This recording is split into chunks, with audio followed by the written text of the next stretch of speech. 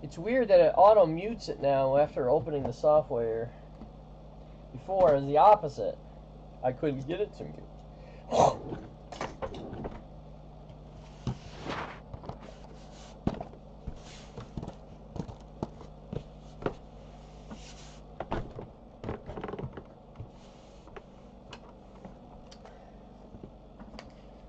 Hello, Wayne.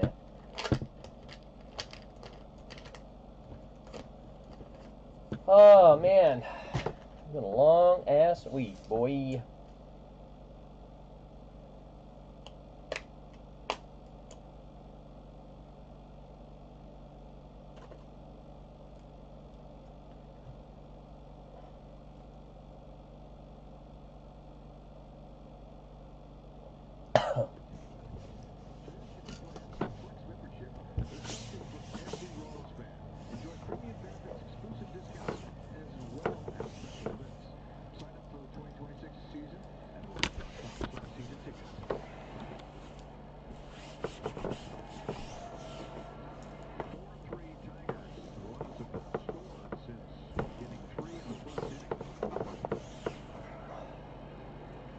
Howdy, partner.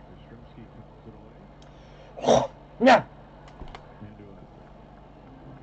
Near sellout at least on Husker night. There's a Bobby Witt Jr. bobblehead giveaway. There's fireworks after the game.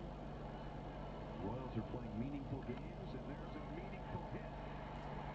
Yastrzemski hits it down into the corner, and the Royals have the tying run at second base with nobody out.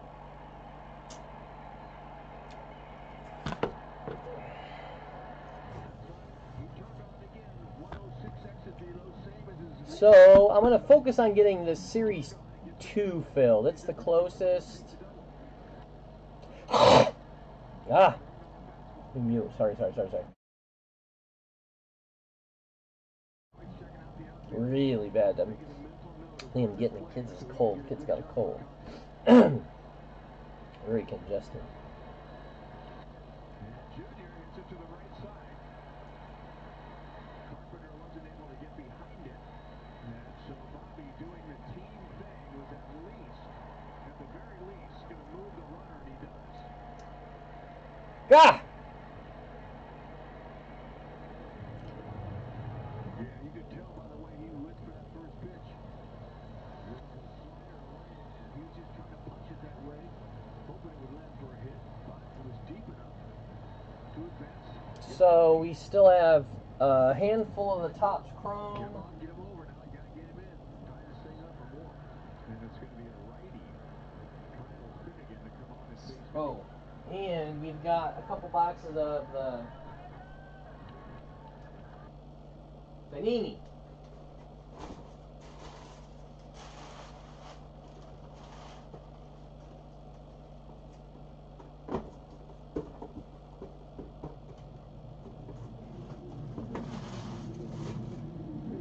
Whew, it's hot, man.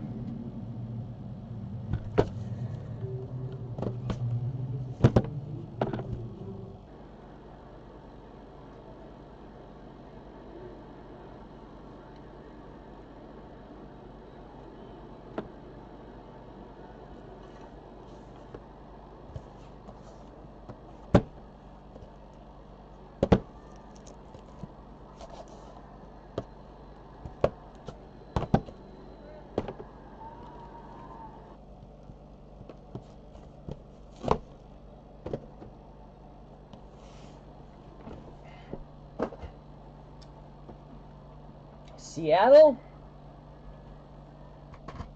Oh, I forgot to renumber one of them. This one. Good.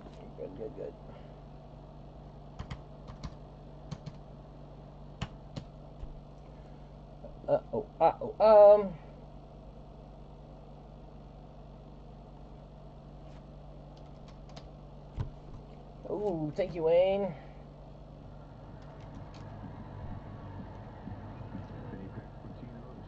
Sizing up Kyle Finnegan with the tying run at third base and one out. And the Tigers went out and got the Washington Nationals closer, Kyle Finnegan.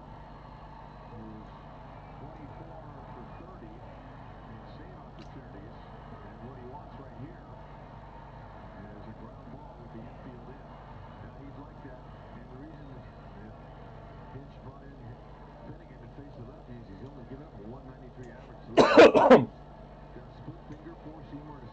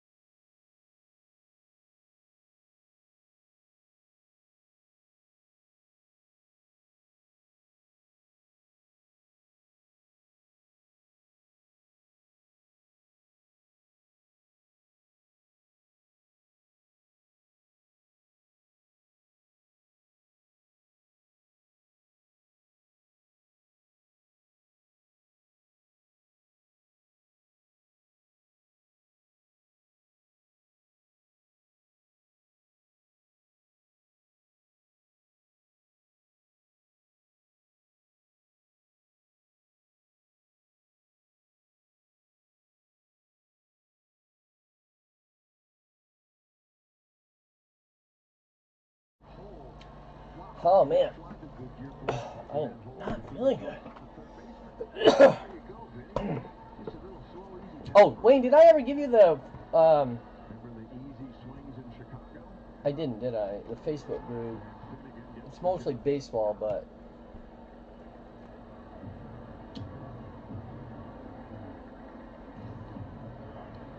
All split fingers are hard to hit. That's a great location there. Look at that ball, how it moves. oh.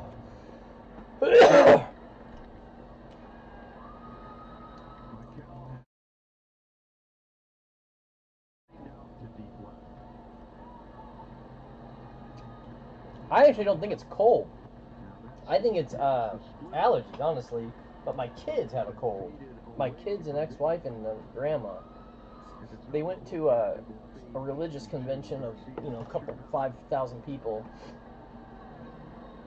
I think mine is allergies. Still not sure if he's going to put for a base But hit.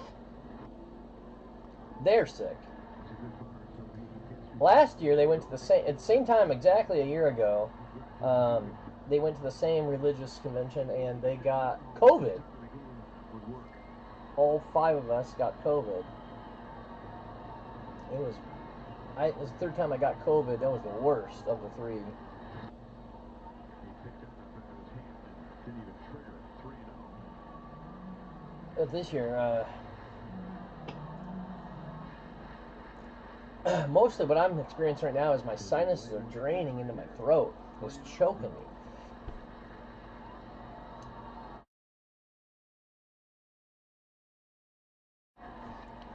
Which, oddly enough, I never had sinus problems. And the second time I got COVID, all it was a sinus infection and a dry cough. That's it. And after that, I've had a nasal drip ever since I had COVID the second time. Every year, I got it in 21, 23, and 25. So the odd years, I got COVID. First year, I would not ever have tested myself for COVID had it not been on everybody's mind. To the wall in center field. It was so mild. It was just a literal sniffles, right? Nothing. Yeah, I got medicine for that. Oh, in fact, let me take what I got right here. I took one yesterday and it worked. It's my last one! Oh, nope, I got 2. I thought there was only one left. I think mine is just sinus drainage and mucus crap, but it's With the go-ahead run like that, so now Salvi doesn't have to drive one. Just wants to look batting out. That split finger, it's coming. every year. Below the knees. It seems like That's what it's designed to do. Wait. either late August, September is when we always get sick. And Finnegan was fortunate that he got it out on that pitch. Because when I got COVID, all 3 times was end of August, beginning of September. Closer gets the Tigers out of the 6th inning. Otherwise, though, I don't really get cold or flus.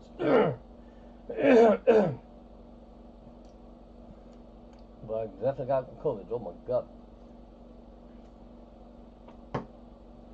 Ugh. I just have crazy sinus. 2 things that I got, I'm always sick on. is my digestion is so bad. It's just, oh. I used to eat really bad, like, you know, didn't ever listen to health people. Like, don't eat fried foods, that kind of stuff, right? Now I don't eat out. I cook at home.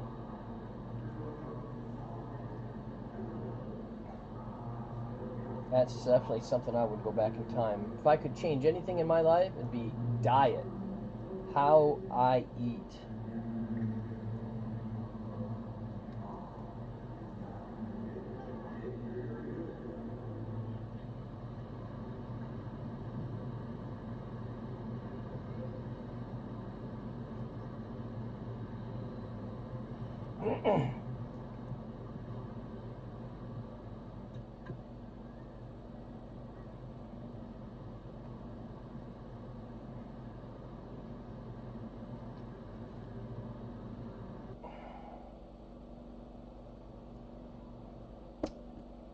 Shoot! I can't find my link, baby.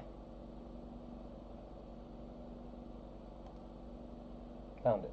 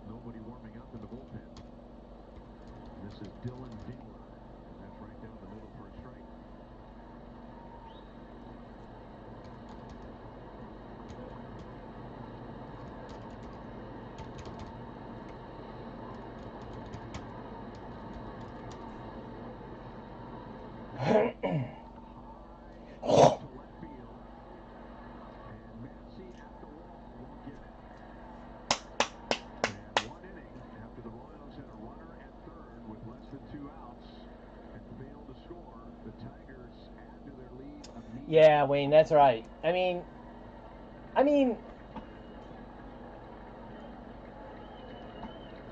you know, when I was in high school in the 90s, of course, you know, when you're young, I worked at a pizza joint for 5 years. So, you know, all I did was eat pizza.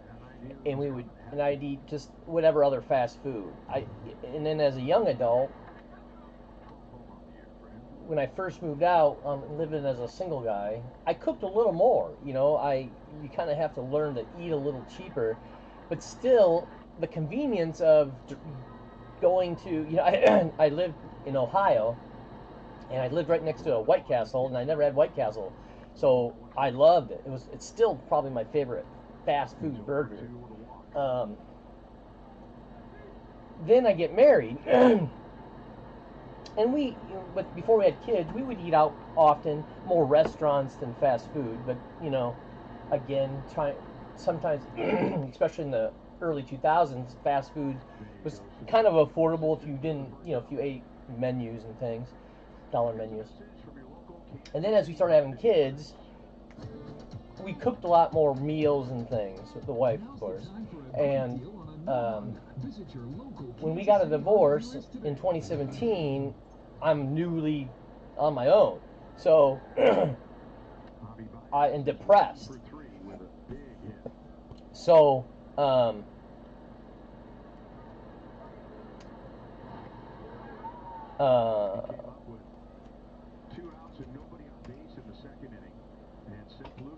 not caring about anything. So all I did was, yeah, I ate a lot too. Traditionally, when I'm not depressed, I typically only eat once a day, maybe a light snack in the day. But man, then I was eating 2-3 times a day. I was getting Domino's. Jimmy John's delivered subs. I had a woman that sorted for me. She would bring me McDonald's or Chinese chicken fried rice. Typically, I'd eat chicken fried rice, McDonald's, Domino's, or Jimmy John's every day for like 2 years, until I got into this apartment and started to learn. I don't know how to never cook for myself. The only thing I ever cooked that was like a meal would be spaghetti. Otherwise, I never did. And that's not adding anything to it, just the sauce and noodles. Got an Instant Pot, an air fryer. I started learning how to do recipes. Now I cook. The main thing I cook a lot, and that's cheap, is I can go get at the restaurant down the road. You can get 10 pounds of chicken breast for $10. So frozen. So I'll put out a couple breasts, cut it up with the bag of. He's the DH after pinch hitting in the 6th inning. And he struck out against Zerpa. I know my kids are probably getting sick of it, but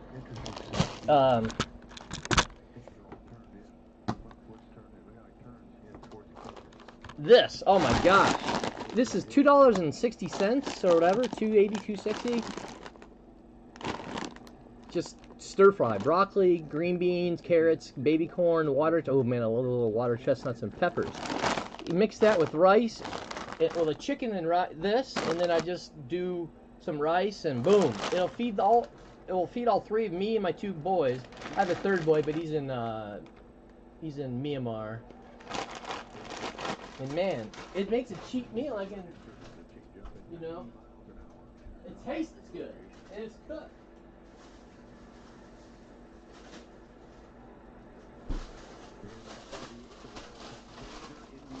Yeah, here's a bag right here. This big old bag of $10.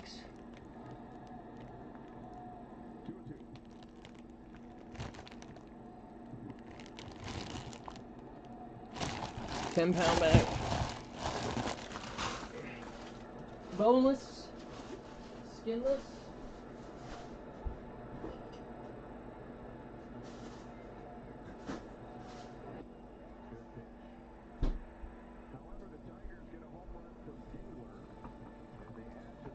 So what we got tonight is that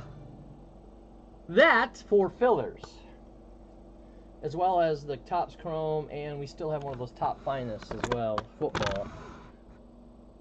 What I'll do with that Trump is just add a spot of it in fillers. Maybe not tonight. I want to get the Series 2 broke. So I'm just going to focus on that. Oh man, we lost Cards Fan. I think he wanted the prospect stuff. Problem is,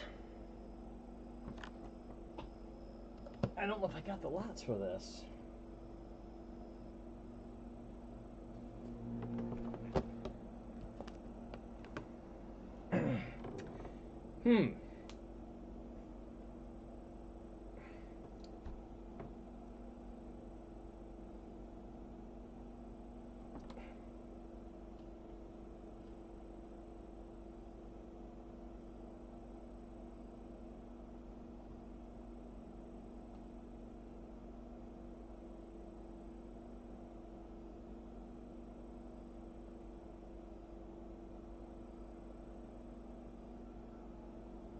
Michigan State won tonight.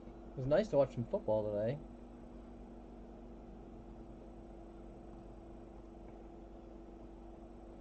I guess, I don't know what lots to use in this. Will be fun though. 6 autos. Hell yeah. I'm in on that.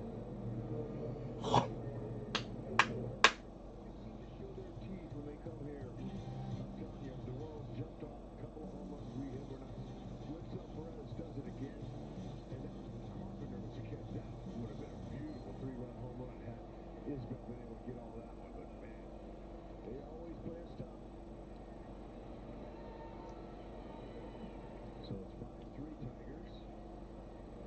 And the Royals haven't scored since the first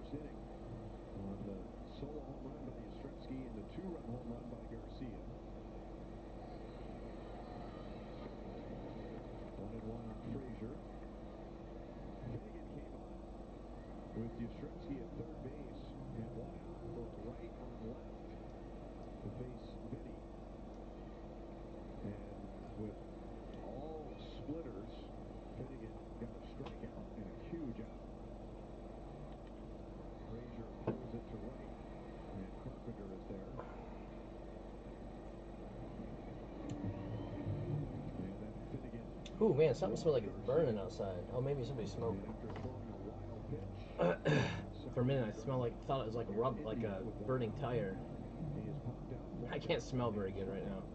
That split finger pitch is a really, really dangerous pitch to hitters when it's thrown by a guy who usually does his whole career. You can consistently. I'm still trying to decide how to do this. Shite. When that left side was wide open, you got to tell yourself from the very beginning when you step in that box, I'm not going to be able to pull this guy. His pitches go down and away from me. I'm going to go the other way. You have to figure that. Sometimes in a big crowd like this, you want to get large. You want to get big with a big swing. And Benny knows this. You just couldn't. Just sometimes it's just hard to lay off of that. And he might be thinking about that as we speak.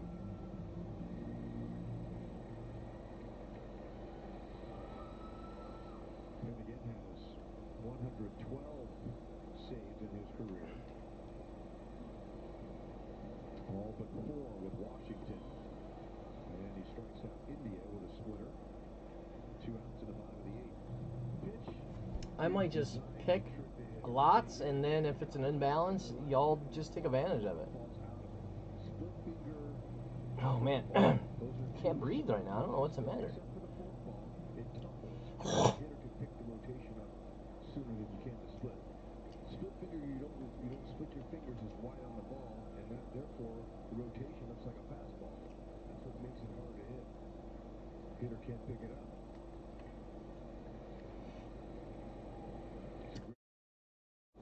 But not easy to master.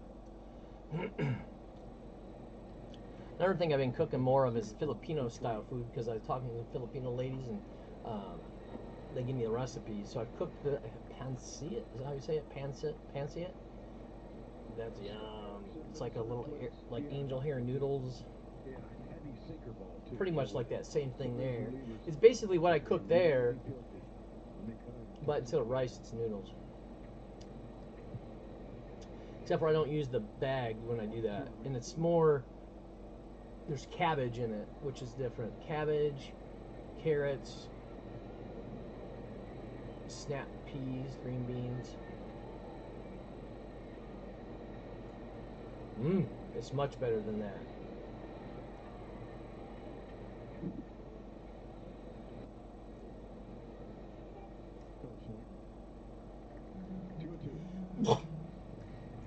Man. All right, let's do it.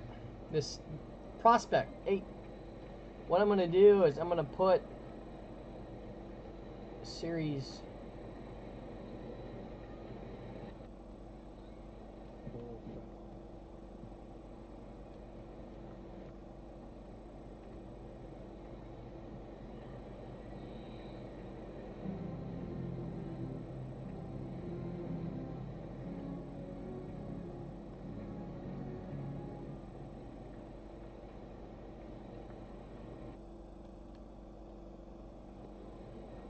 Splitter. 3 up, 3 down, and 2 strikeouts with his splitter. For the night.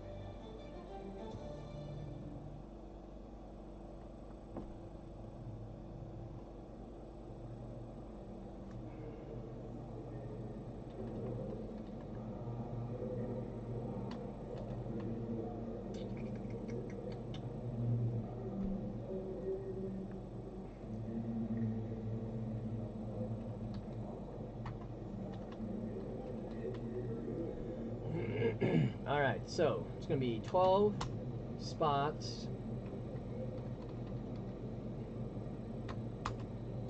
2 snake, 16, 30, 42. Let me just make sure I'm not losing myself at 42 even.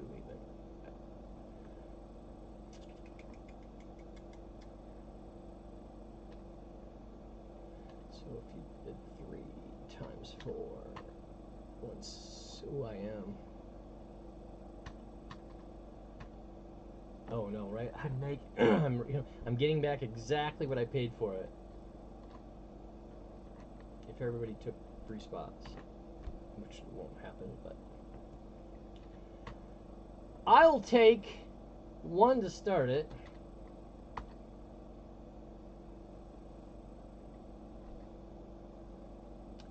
It's 1 hobby.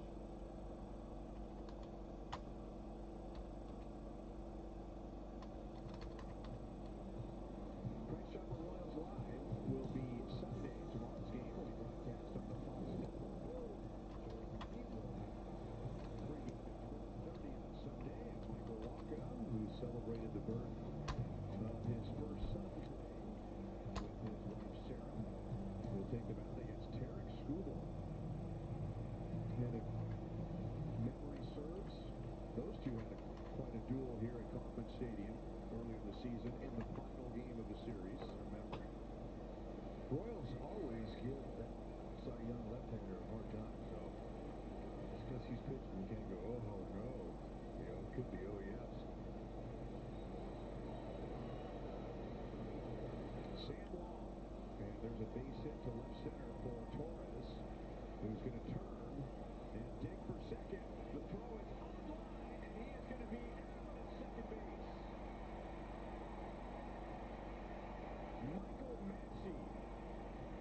If it's not with his glove since he's been back from the injured list, it's with his arm. Second outfield assist of the year by Massey. Wonderful. Okay, got to the ball. And look at the angle he's taking.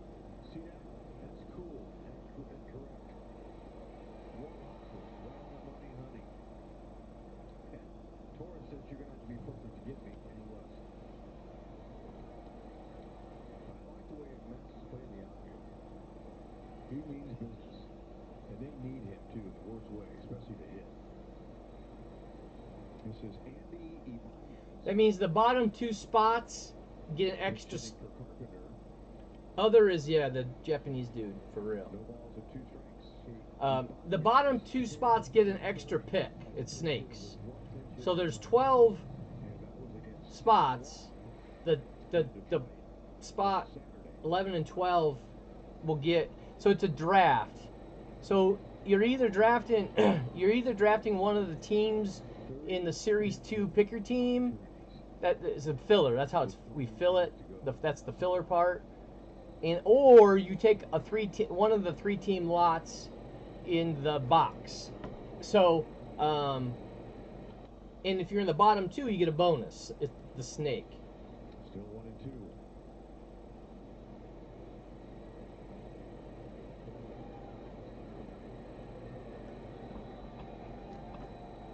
So this is kind of, in fact, Mad used to run these type of fillers. I don't think he does them anymore now. I think he does serial number fillers now, if I'm not mistaken, or he does like a big conglomerate spreadsheet filler. He actually does a lot more complicated fillers than I run, but it's the way he does it's kind of common. He used to run these kind of like this way back. When I'm talking like 6 years ago, 5 years ago. He does like big boy weirdo stuff now, or serial number, right? Does he do serial number? He might not even do serial number anymore. In fact, that's where I learned to do serial number. I was watching Mad. The filler is. Oh, sorry, my line didn't come out. In the game last Saturday was in the 8th inning, leading off the inning. The Tigers led 3-2. My space bar is not working. And the home run gave the Tigers It's 6, and I'm cheating because again I'm used to. Don't have a lot of newer people in the room, so they kind of know the line. It's 16 for 1, 30 for 2, or 42 for 3. 16. And it'll be Will Vest going for his 20th save. We don't get a lot of newer folks, so we just cheat. Riley Green has 3 hits tonight and 2 RBIs. Get lazy. Giving him 101 for the year. 27 more than any other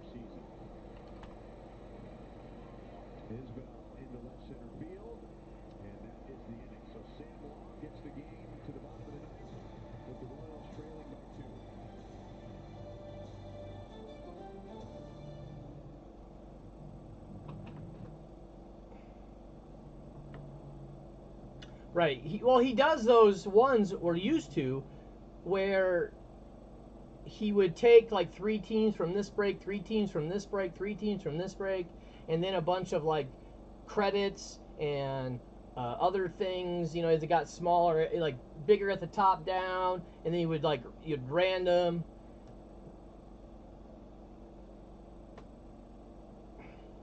But serial numbers, yeah. When he gets to the end, yeah, like the big clobberate, like big stuff, big fillers, like not like he's filling like a multiple breaks in one, and it's not complete fill. It's not. He don't do the serial number until he gets to when it's ready to fill. But right, so he does those big boys, and that can get kind of messy if you're not knowing what he's doing. Some breakers do kind of where I got this format, which is called a 10-3. You know, it's 10 spot. It used to be 10 spots, and you get 3 teams a spot. I saw other breakers, they still do this, where you pick a team and you get one random to you. So like a 15-2. And so you would take what you would feel would be a top team and then get one random to you. I don't like that as much. I did that for a while, but then that's where we kind of evolved this.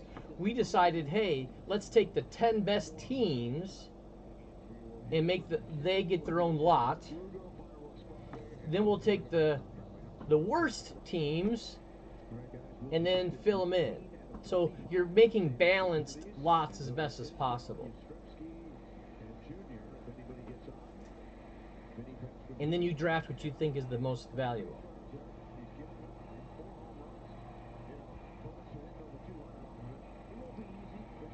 And then we didn't add the filler component to it till later. For a long time, we could do 10-3s on hobby boxes, right? Back in the day, Series 1, Series 2, Update, those were $45 from the distributor. So you could do a 10-3 for $10 a spot. And you're getting in a hobby break. You know, it was very affordable and fun. And we would do a million of these. So we started to attach. They were more popular than the picker teams. So we started to attach credit to it. Like this, I'm attaching teams, but normally we attach credit, right? Just credit. And that way you can use it on whatever you want. But, so because they were more popular than the picker teams, it was hard to fill picker teams, so we were attaching credit to it. Now, it's just kind of the room now. And we'll get new folks from Facebook from time to time, or wanderers that wander in on YouTube. And we'll teach them how it works, and they'll stick, for a while.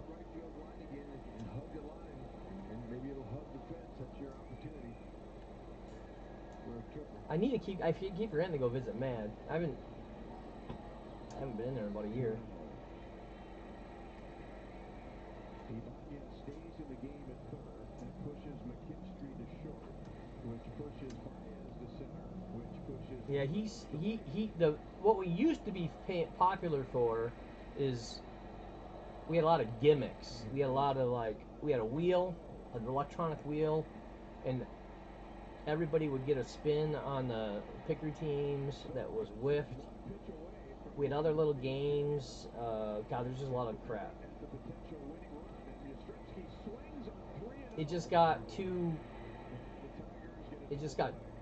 We simplified it. Well, we were huge on eBay breaks. God, we do 3-4 cases a night on eBay of like heritage or heavy stuff in all sports. So we would do like half case Series 1 tops, half case the other half of that Series 1 tops. Then we would do half a case of base football, half a case of the other football, half a case of basketball, the other half of that basketball. And so that would be like a pattern. We do that Thursday night, Friday night, Saturday night, Sunday night, and sometimes Wednesday night if it was a release day. 17 games back in the first. No balls, 2 strikes. We were cruising. Man, I used to do a lot of eBay breaks. I don't think we can anymore. Yeah, if you think there's better balance in lots, tell me. I just grabbed a lot, so.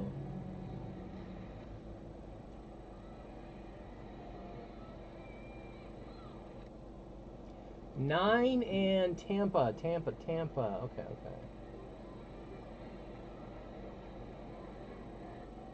Well, if Yastrzemski takes that pitch, it's a strike. And then we got famous or popular for. Actually, our website was pretty popular. It won an award. And then we lost our website guy. But his hit drafts. We used to do sealed hit drafts. And of football, basketball, baseball, and non-sports, all in one big sealed. Like, you don't know the hits until it fills. And Mad started doing only non-sport hit drafts like that, which was real fun. And he kind of still does them from time to time.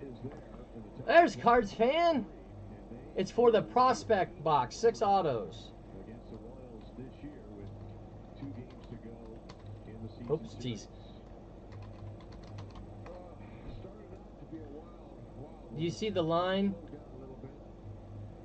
Unfortunately, the Royals just could not hang on. This Tigers team is very tough, very difficult. They're deep. Got all kinds of players. So 10 left. I think it's once the football starts to trickle out, we'll get more people in the room. High school football.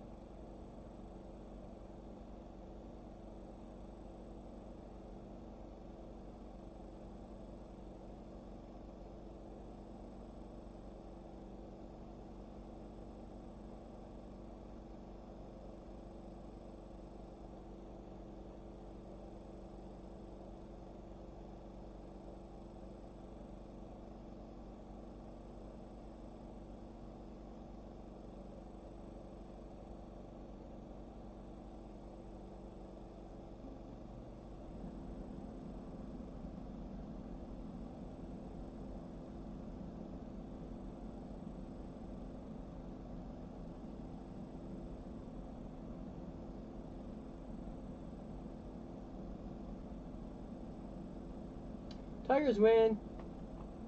Oh, I thought this was one of the boxes you were wanting, Matt.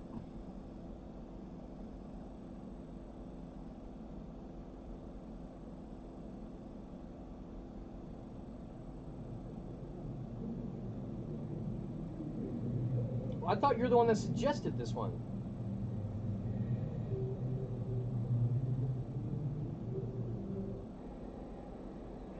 Well, thank you, sir.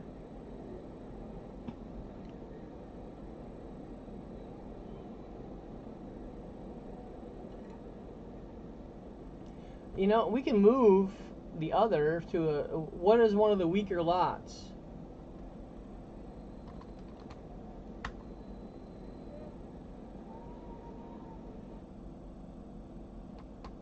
I know Penguins was really interested in this. Whoever was that dropped the suggestion, then Penguins explained why he likes this product after that. I thought it was Cards Fan that mentioned it. Maybe it was somebody else. Maybe it was Morgan. Maybe you suggested it.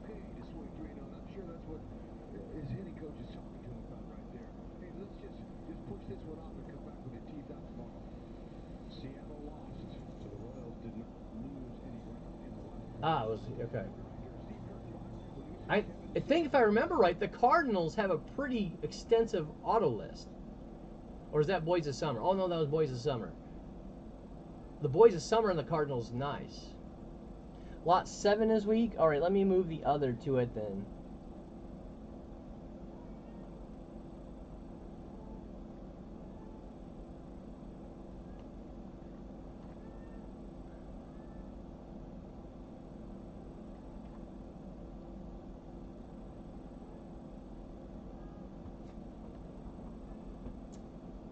Yeah, right. That's right.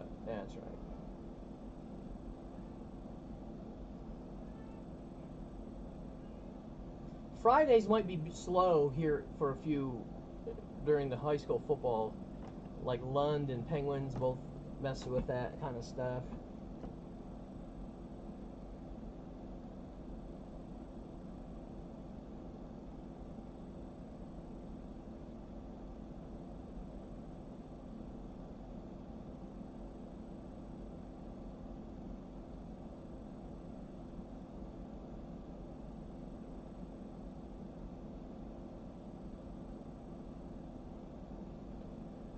Oh man, I ate something today that just not selling good, or yesterday or today, I don't know.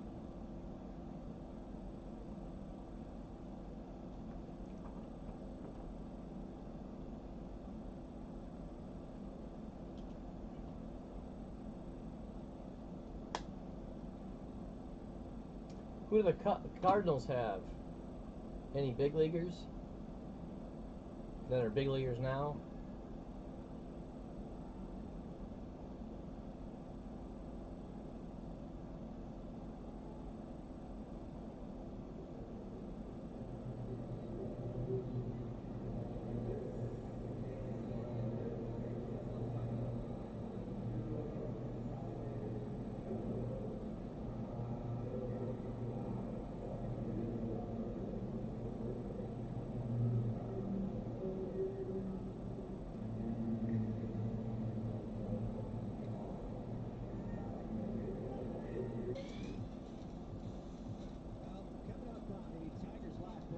Show the defense, which was not great, obviously, in Sacramento, but over the course of a long year, things always straighten themselves out. And boy, was that the case today. At third, in center, in right, really helped to set the tone, give the pitching a chance to keep the game where it was, give the offense a chance to score enough to take the opener in Kansas City.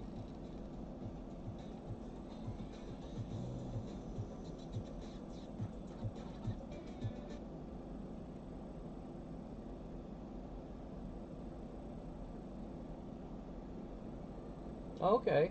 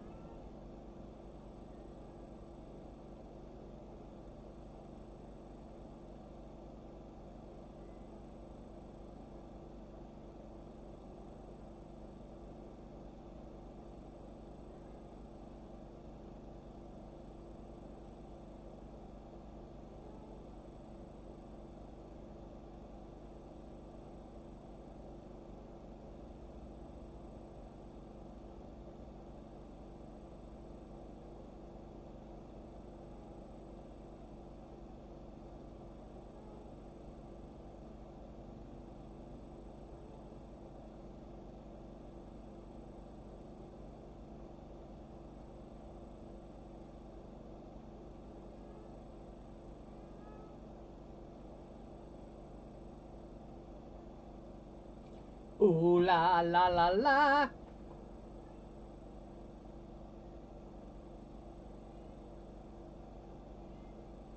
Oh yeah, Cam Smith is in this too. I forgot.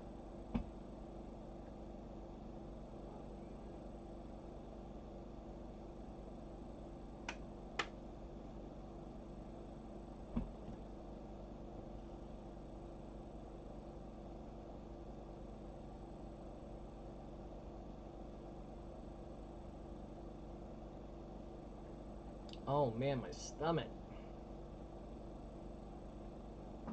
What?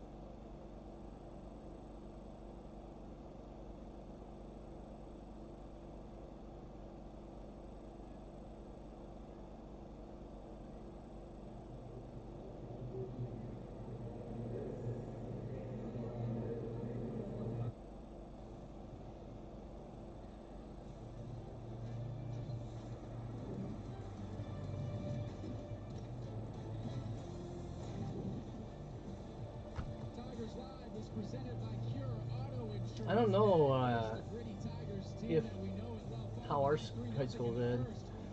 Oh, we used to have a high school that was the neighboring town that went to the state finals every year.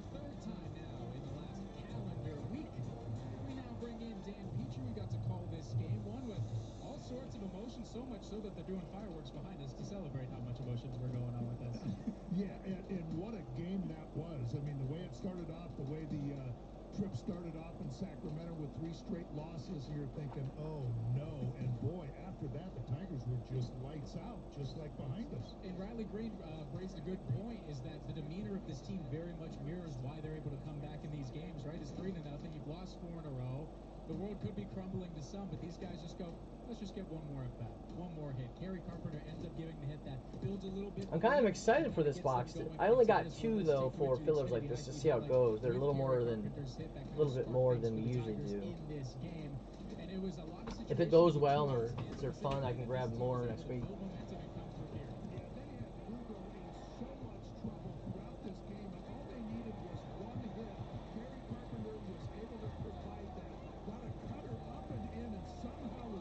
He don't like A's. Lined it into right field to drive in a couple, just to get the Tigers offense started right there, and that just kind of opened the gates a little bit for the next time that they got Lugo in trouble again. They'd say, you know what, we've been there before. Now we just need to come up with another big hit. And that big hit came courtesy of Riley Green, who gets the game-winning hit in this one, putting the Tigers on top 4-3, getting to Lugo. And you talked about in the broadcast too, the first pitch, just the aggressiveness from Riley Green recently. He's been patient as well, but the aggressiveness too, and it paid off in a bat like that too as well. But he's the other guy, you know, that is just stays calm. It doesn't matter if things are going good, if they're going bad.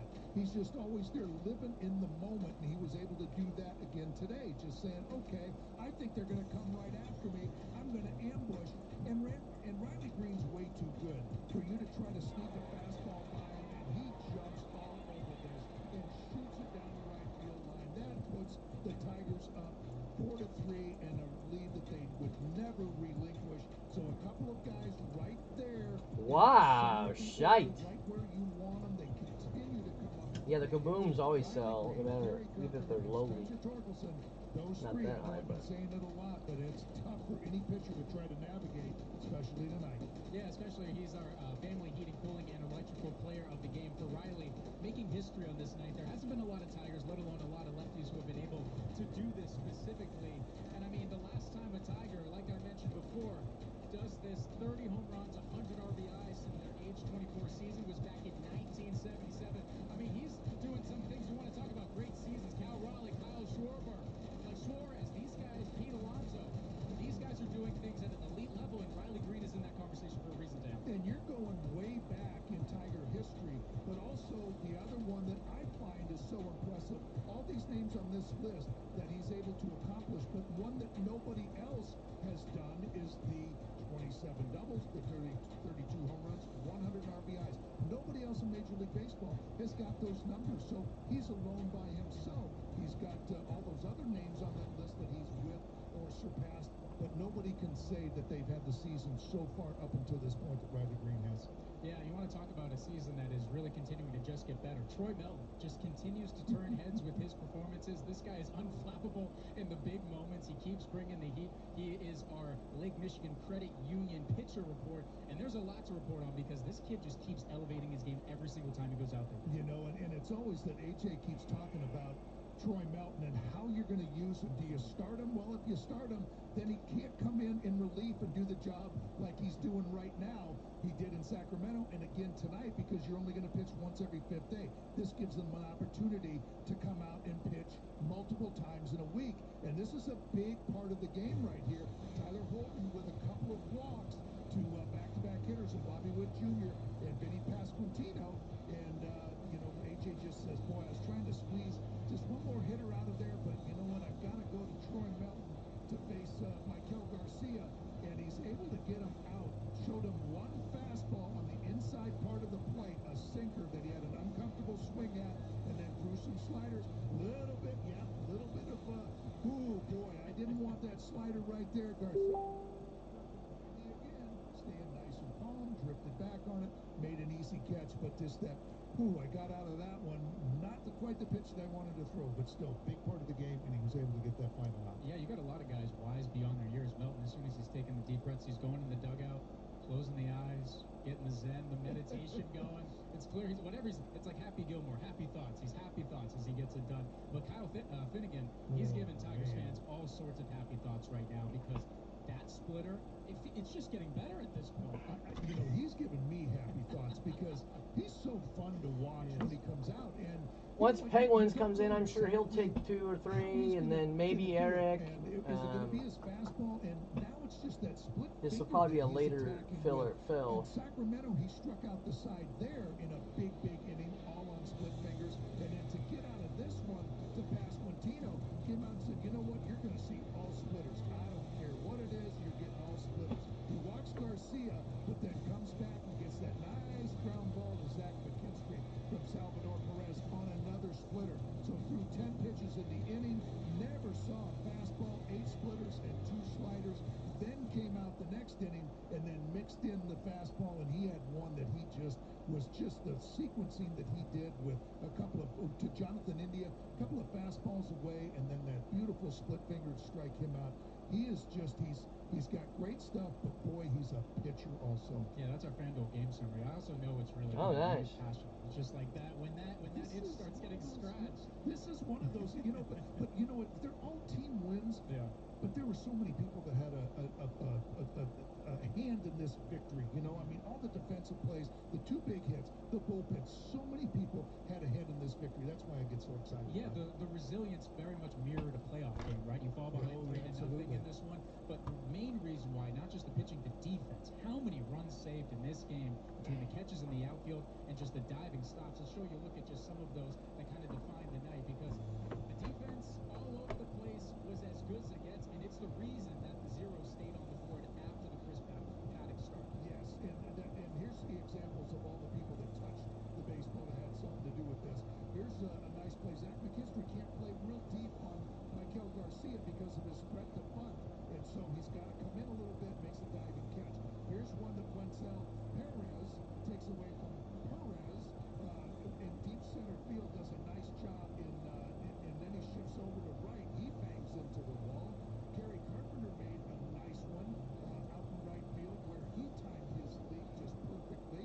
He slammed his back into the wall. So a number of good plays. And Riley Green, it looked like an easy play when he went back on Troy Melton, but still, that had a little bit of heart's pumping there just by the way he hit it. But Riley Green stayed cool, and that was just a nice play too. So really good outfield defense tonight. Yeah, something that AJ Hinch obviously is going to love to see. Let's hear from the man after the 5-3 win in the Blue Moon Managers press conference.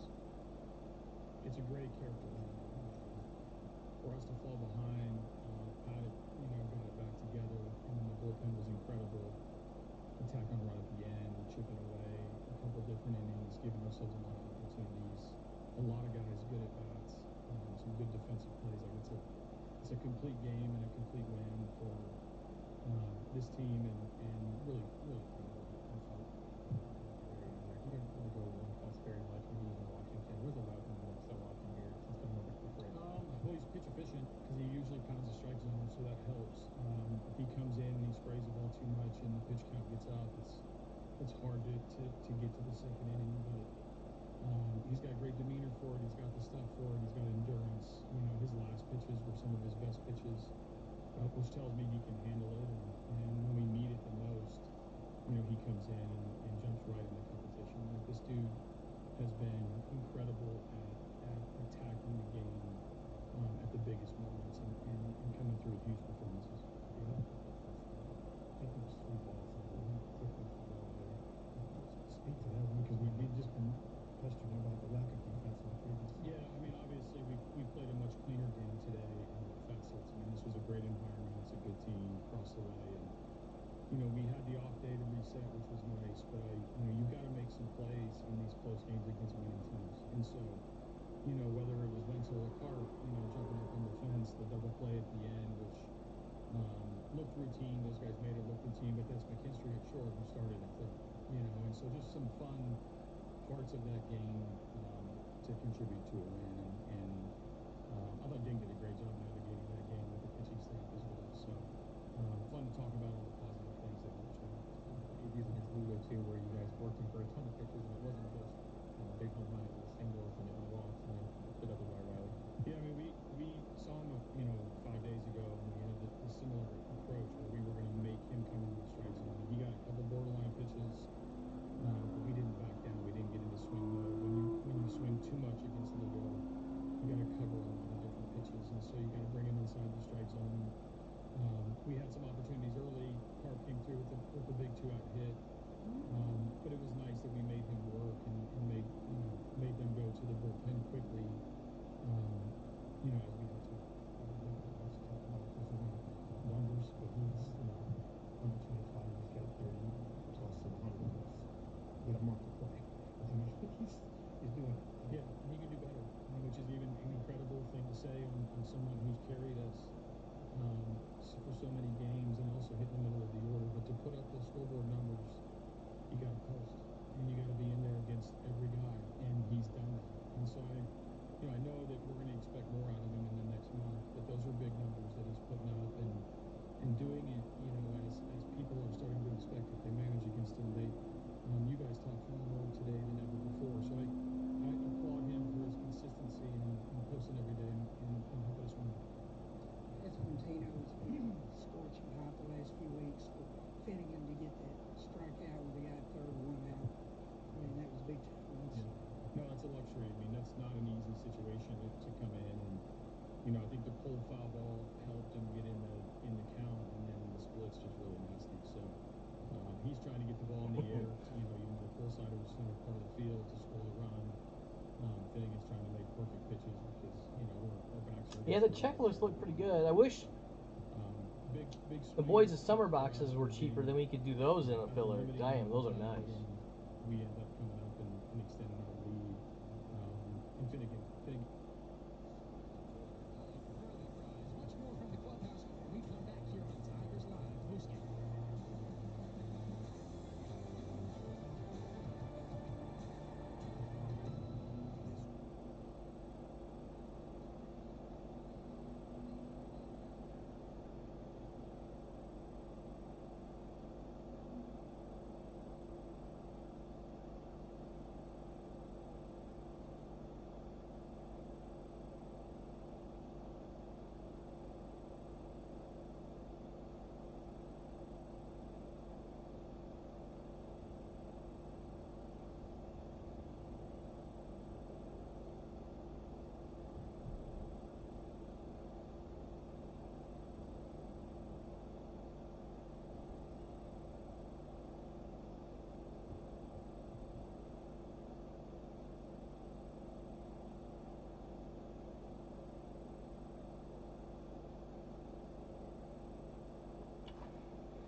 G'day.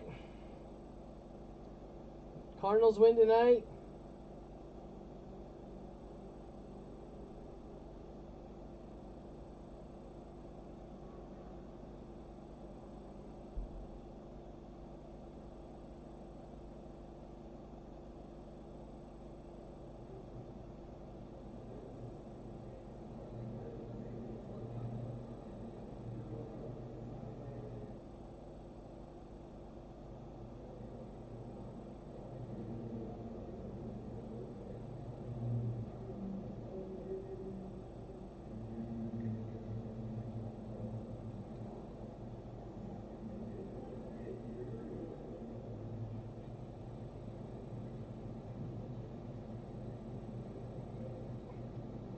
Let me look at the scores besides the Tigers. Let's see. Tigers won.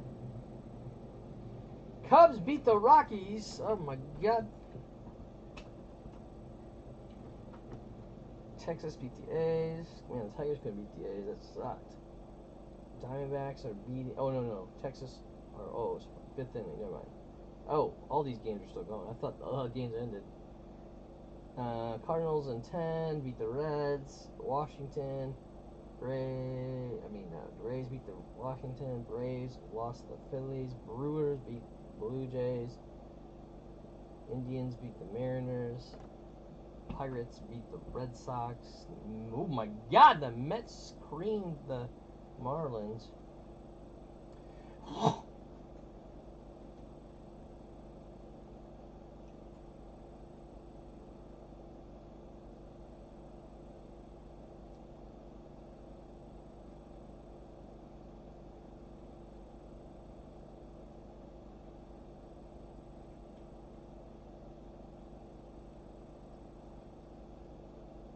Jeez. What a crazy line.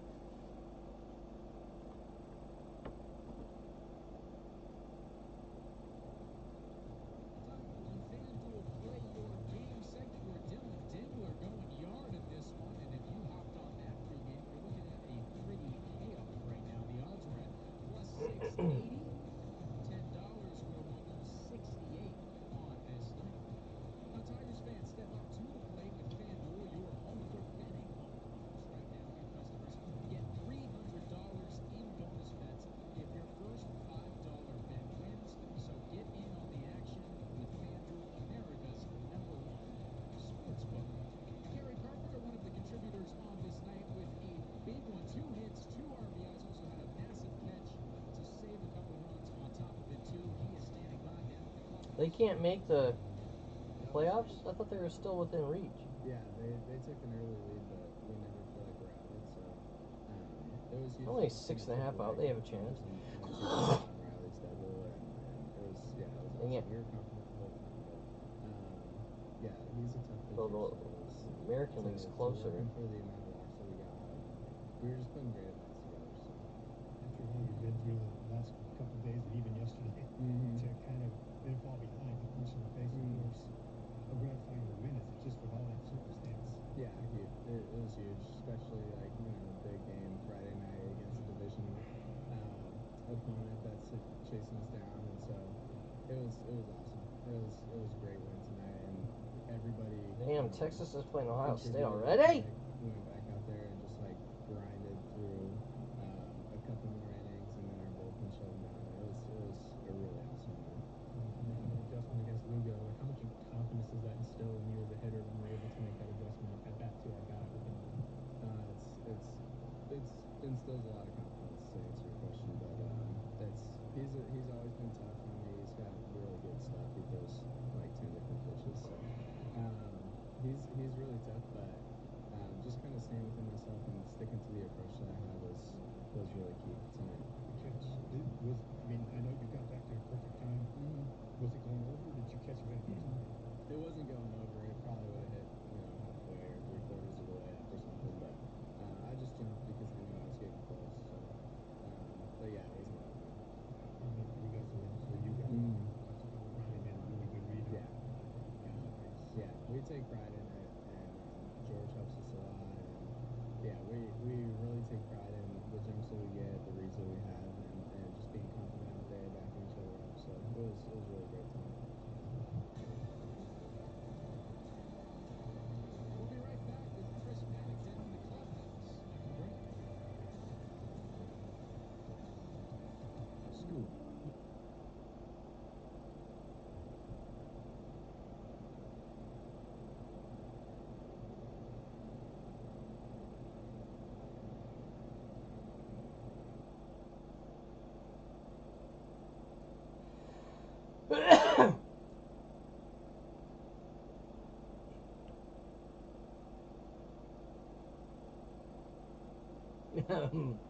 Moline Schmidt. I'm not real excited about the Tigers' chances.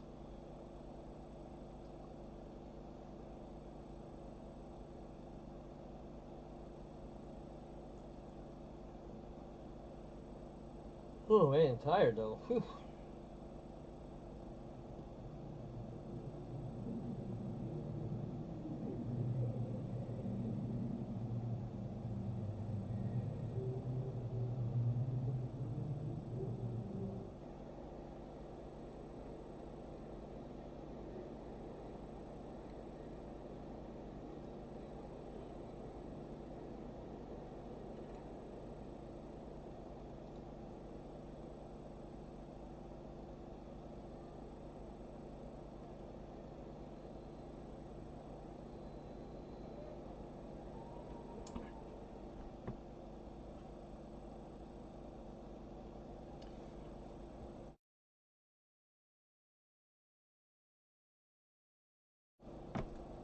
I mean, I knew it was gonna be slow, but man.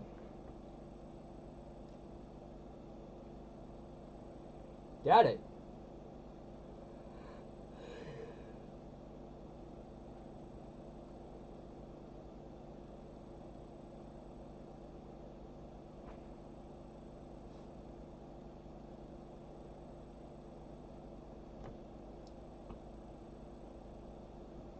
I might not go live tomorrow yet. I'm not quite sure on plans. Maybe, maybe not. Depends on what plays out.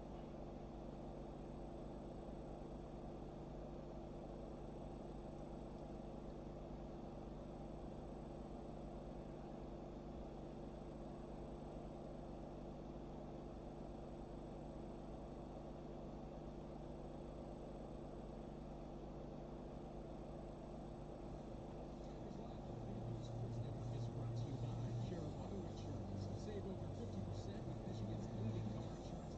Visit Cure.com today and save. By Blue Moon, a proud partner of your Detroit Tigers. Blue Moon, made brighter. By Paramount Roofing. We are roofing.com, built to last, backed for life. And by Xfinity, get the fastest connection to the Tigers and stream the biggest moments from the best seat in the house with Xfinity. Chris Paddock didn't get off to an ideal start, giving up those 3 runs in the first, but he bounced back and kept the team in this game. He is now downstairs in the clubhouse. Chris Paddock is our Cure Auto Insurance post-game interview. Yeah, that's something to smile about, man. As we're approaching September, it's not about individual stats anymore. It's about the team. That's just the reality of this game, and we should be talking about the bullpen.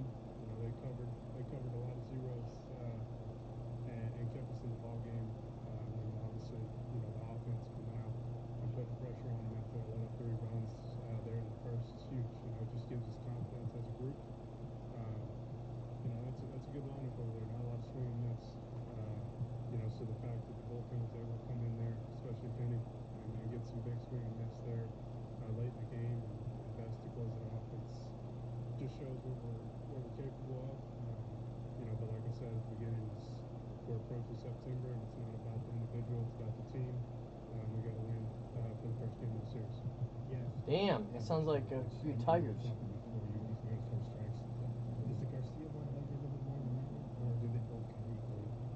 Yeah, Yastrzemski kind of owns my gun. You always have those guys that just have your number. He's a good ball player. So that one, ambush, to start the game. I wasn't mad about that one. It's 1-0 at the time. I pulled my fastball kind of into his barrel there. But the Garcia one, after having him 0-2, kind of right where we want him, falling behind, and then him getting a pitch to hit, just didn't execute a slider, glove side. And I think, you look at my outing, I was in the iPad in between innings, and I wasn't executing, top and bottom, when we needed to. And I feel like with a team that doesn't have a lot of swing and miss, they're gonna hit the mistakes. So I just gotta continue to put my head down. I have some things I need to clean up. I feel like there's a trend right now where I'm not able to get these, efficient innings and zeros back to back. It's that one blow up inning or not executing when we need to. So those are some things that I can control and be better at, and that's what we're going to do moving forward. And then, just got to find the swing and miss. I know it's in there.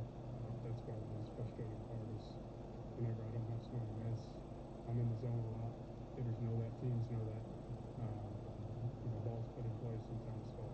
So just got to find some swing and miss. Like I said, get back at it tomorrow, but overall, really good team win against a good team that's on our heels, and we're approaching September, and that's what it's about. It's about the team. Was there anything that you did to kind of lock in? I think you reminded me last time there was a lot of hard contact early, a lot of pitches that were a little bit down. You seemed to settle back in. Was that just like gritting your teeth and getting it done? Yeah, I mean, you gotta put your head down. It's the first inning. There's still a lot of game left. And when I came over here at the trade deadline, I knew that this group was special on the offensive side. So they're never out of it. We can put up a crooked number just like they can, and that's going to be huge as we creep into September, and the games just matter a little bit more. This group's never out of it.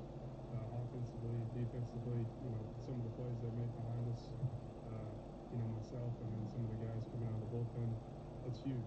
That's momentum changing, for us as a group. So, yeah, man, I think that was a big deal. I got to pat myself. You still got to look at the positive of the outing. Some hard contact there, but they're outs.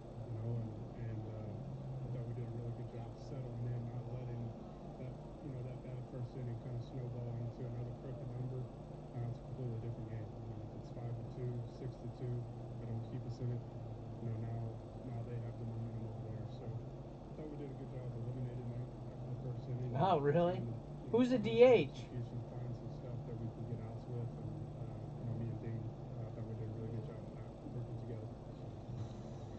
Career high in starts in the season for Paddock on this night, so good to see him lead this one team win there.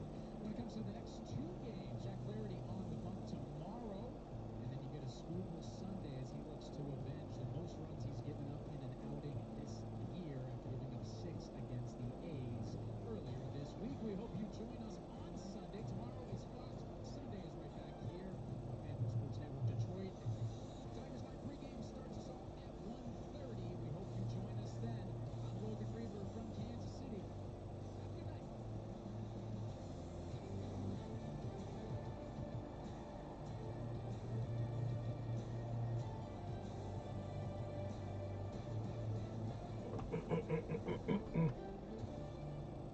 With a new Toyota. No.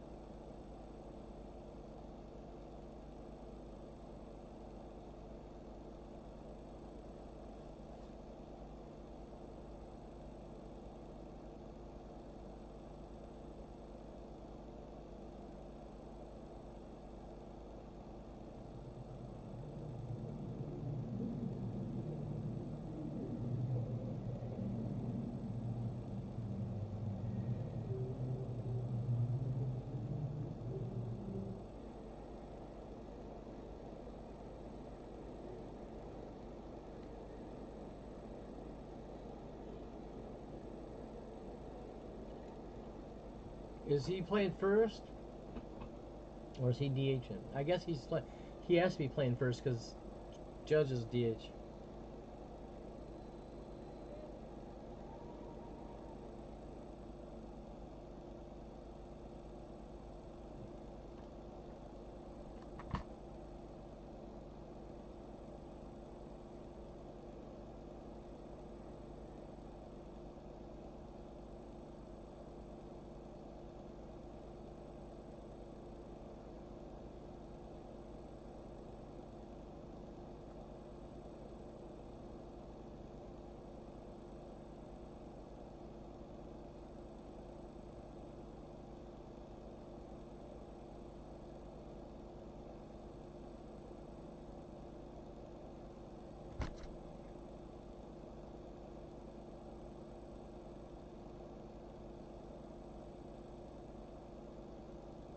Yeah, but how was he doing for the? He wasn't doing that great for the Cardinals last year, though, was he?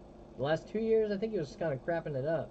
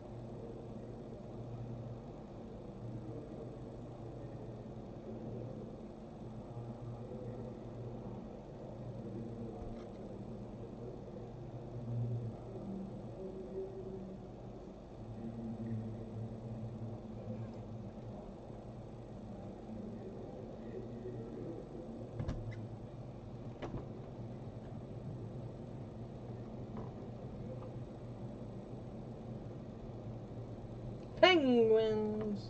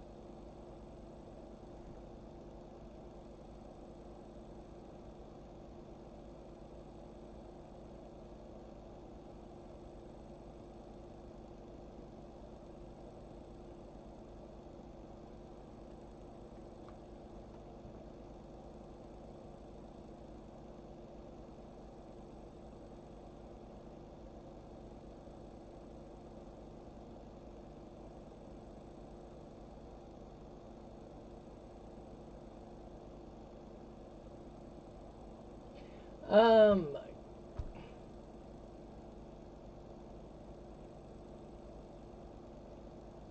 Oh.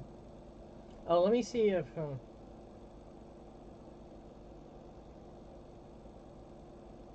Oh, Joplin won in football.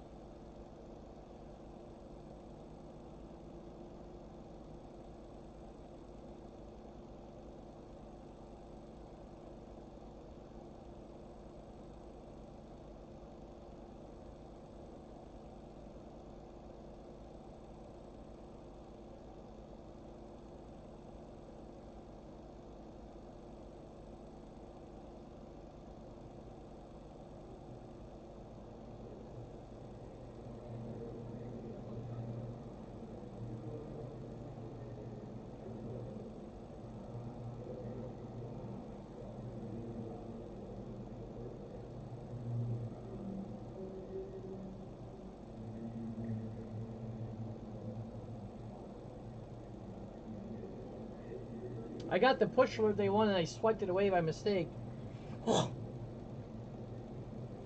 I don't follow Joplin football though. I follow Web City.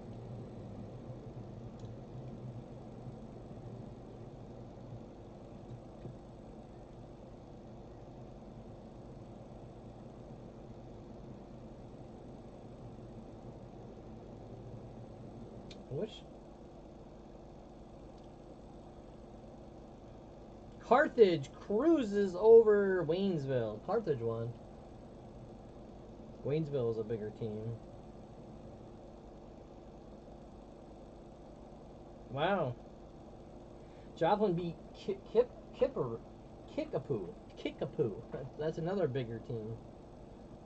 31-7. Jeez.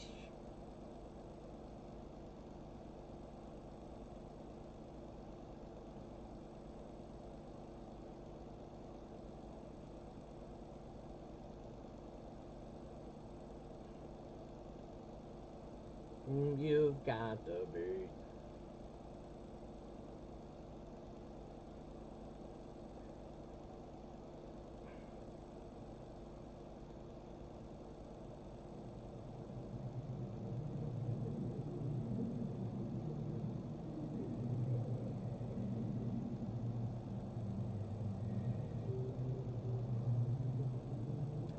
Oh, Nix is #1 ranked. I'm trying to see what the rank is in the Missouri districts.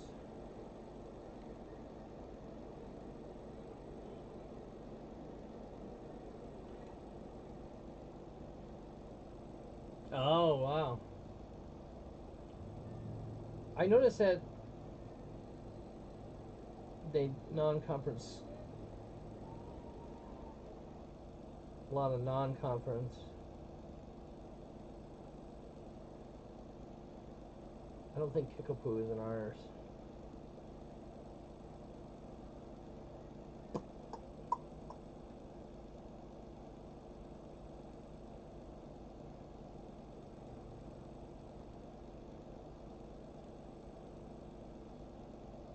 Is there a 6?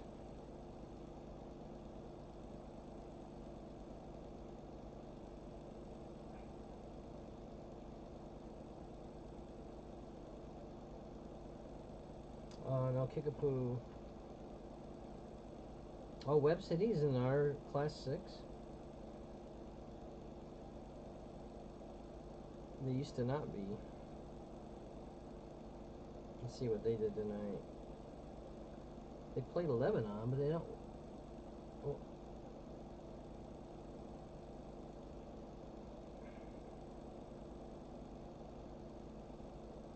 I wonder why the Webb City score's not in there.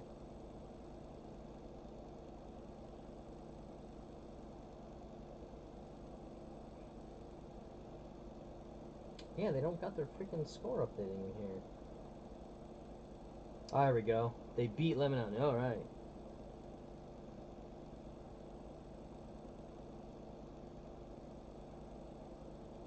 I wonder why the other site didn't have it yet. They had all the other scores.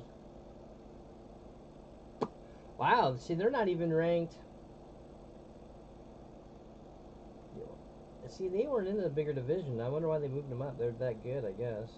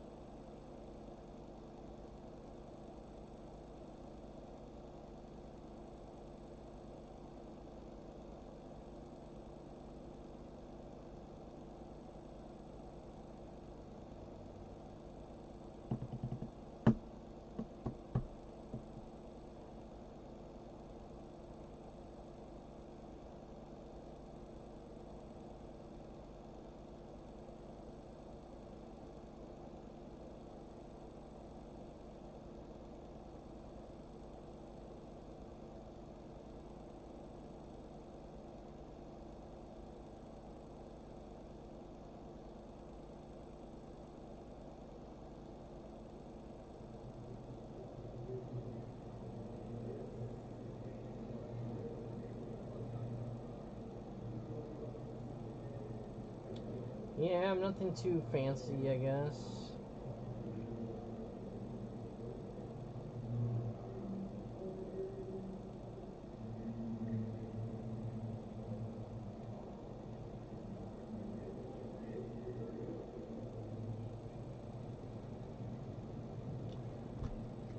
Whoa, whoa, whoa, pussycat. Let's see. I'm kind of excited to do this box, but I only got 2, so I don't want to waste it on, like, I want to be able to try to break this Series 2 this weekend. So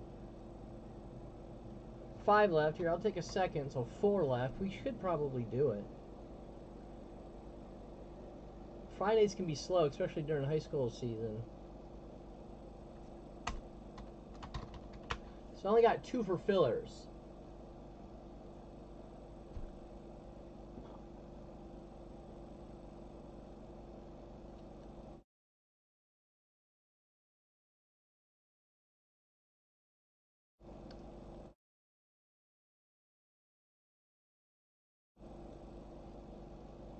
Well, I'd like to break the Series 2 this weekend.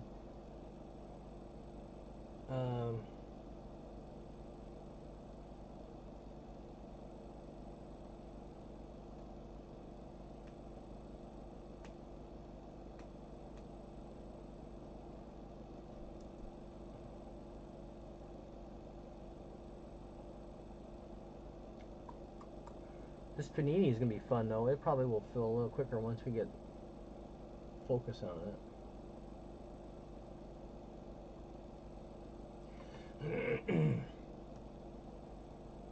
I knew tonight may be slow. I'm gonna try to go live tomorrow, but if I might go out.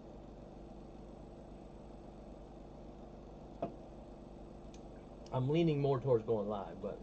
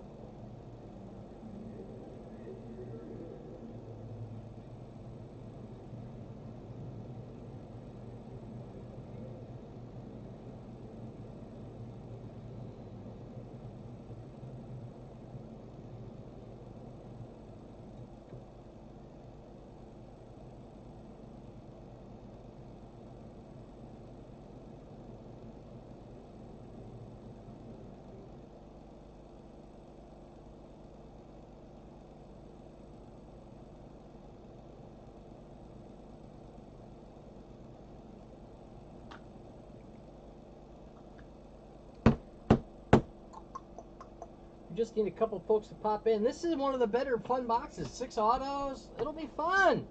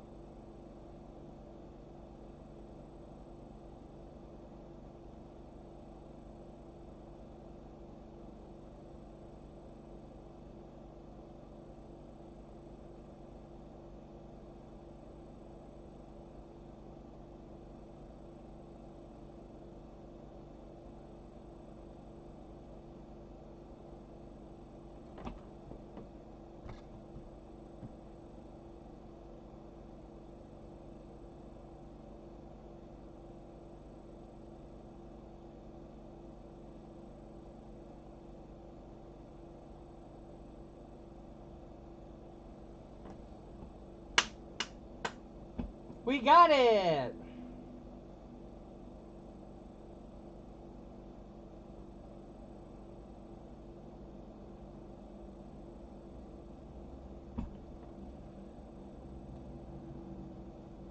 We've got the beat, we've got the beat, we got it.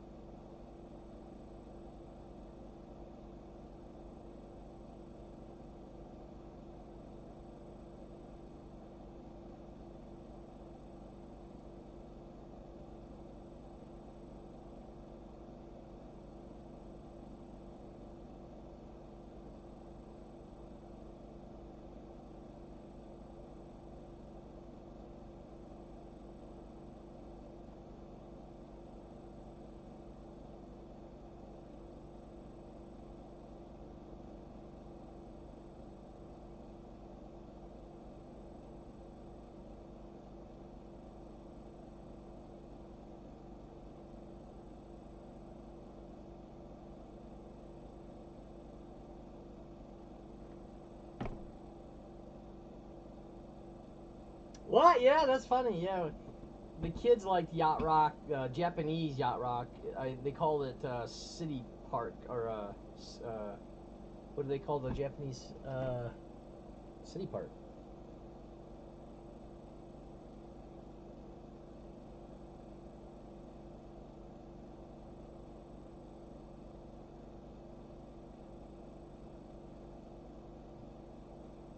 Oh, city pop. In fact, we got a. I bought him a record of city pop. Yacht rock is like, you know,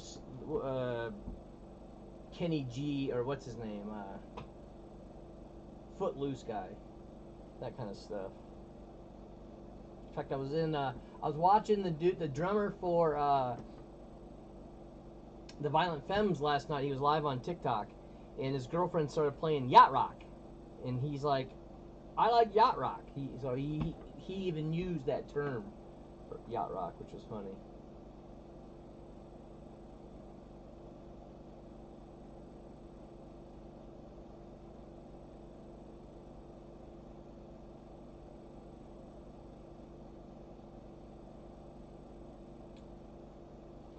That sailing song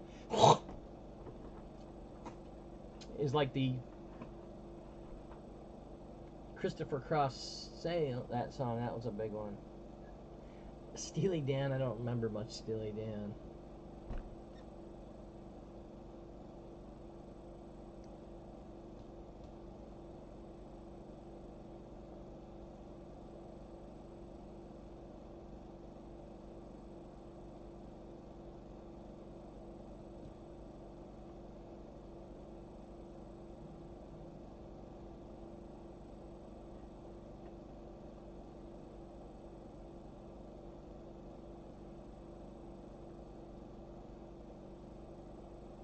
Yeah.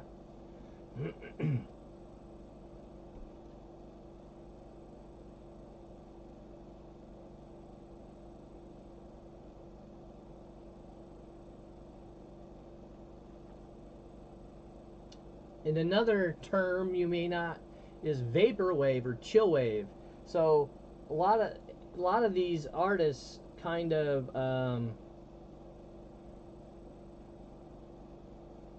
Ezra liked the city pop, the Japanese form of yacht rock, and they kind of evolved into chill wave or vapor wave, which is kind of like an electronic music, kind of in that smooth jazz sound, but more modern.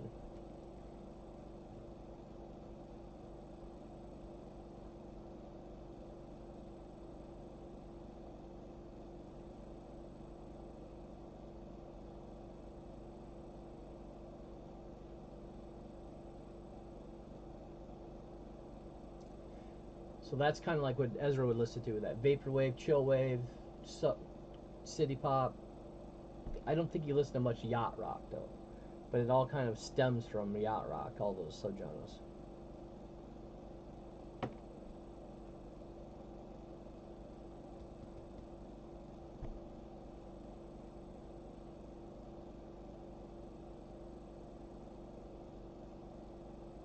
Right, so yacht rock would be kind of your era of music, right? When you were probably young. Mid 70s, mid 80s, kind of, that's the. Back then, they considered it adult contemporary music, right? It was just the contemporary adult music. It wasn't necessarily the youth music.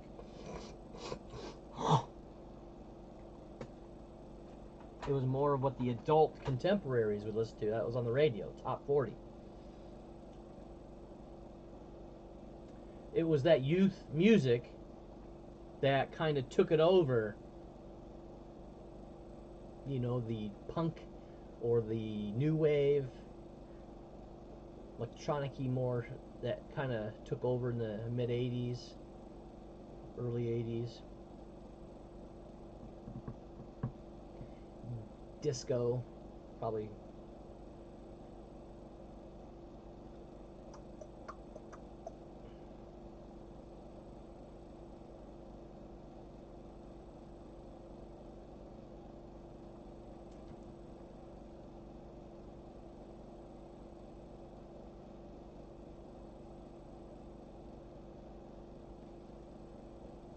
I never really got into much yacht rock when I was young. Music video?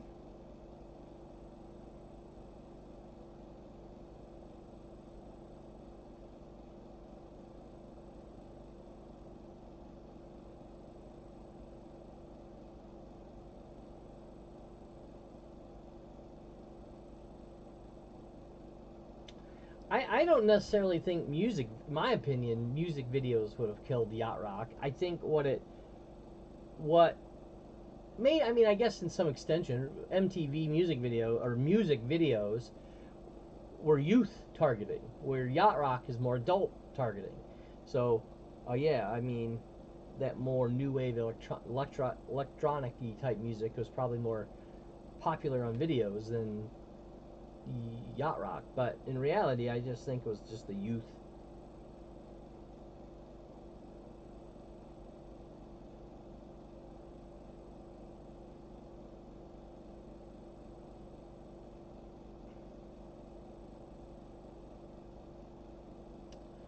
Just like grunge overtook that 80s hair, you know.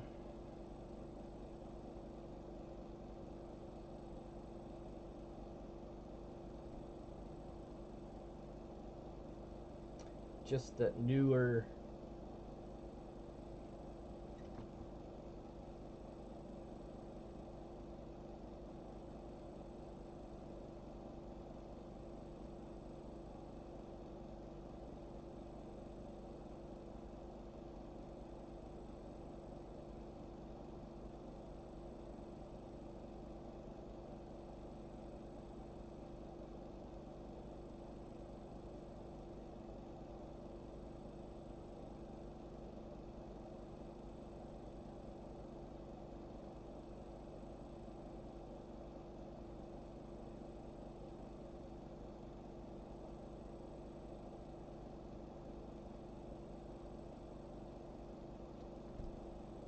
I mean, that would be true, but I mean, you could still have good-looking yacht rockers. I think most of the time, music was the touring of the artist, so they still had to have a degree of good looks for even yacht rocks. I mean, a lot of those guys were decent. Kenny Loggins was a good-looking man. I don't know anything about Steely Dan or Toto.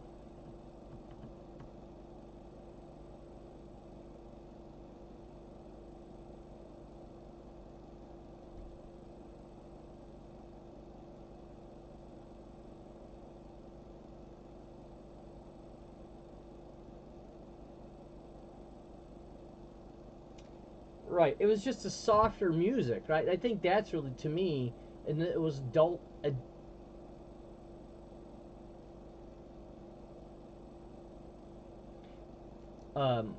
Whoa. What's funny is I just saw one of the guys in Steely Dan was on his granddaughter had a TikTok, and he's an older guy, right? He was like in the band in like the mid 70s, looking for like he was a guitar player or something. I don't remember what position, or maybe he played one of the instruments. And he's old now. He's an old man, and so nobody knew who he was, and they were trying to. She was like, my grandfather was famous in the 70s for being in a rock band, and everybody guessed Steely Dan. I mean, they guessed him. They knew who it was. Like, a lot of people knew who he was, which was kind of good, cool.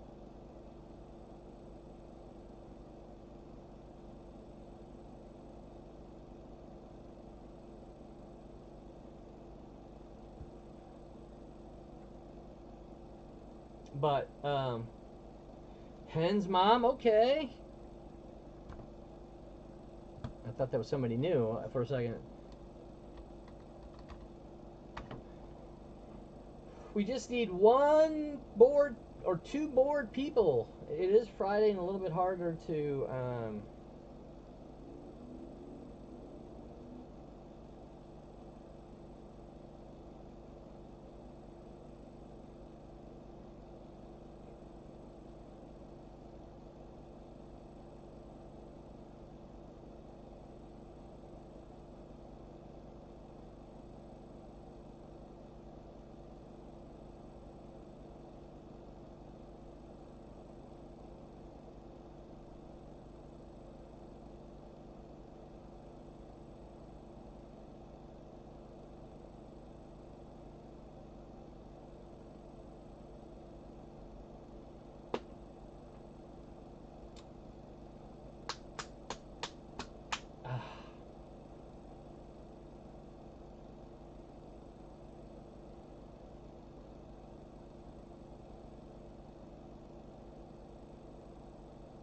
Morgan?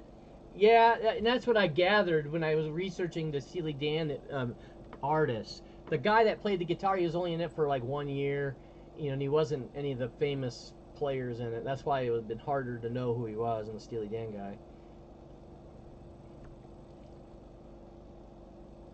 All right, Morgan.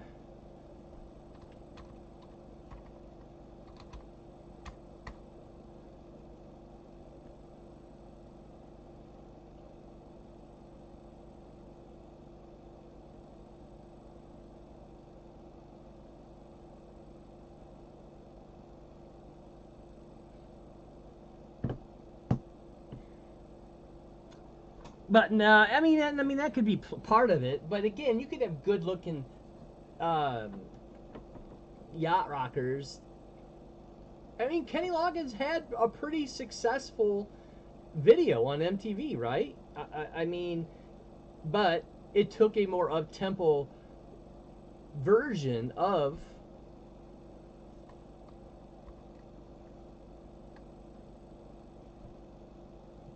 to be popular.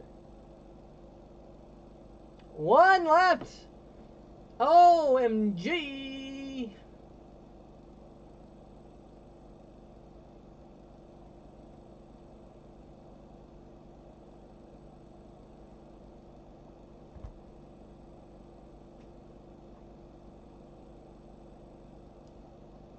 Oh, ah, ah, guys, I just did it and I got a cramp in my neck.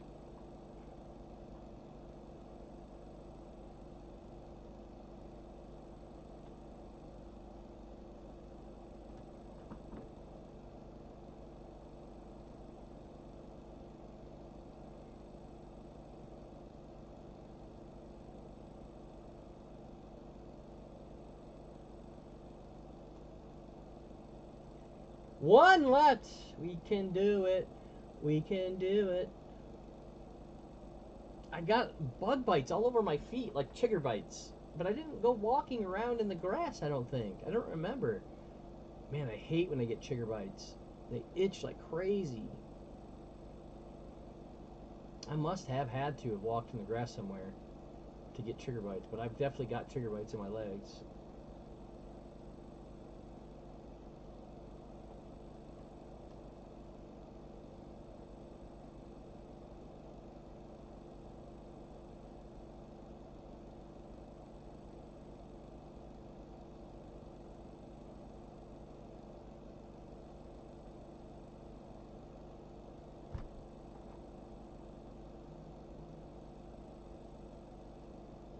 Ah!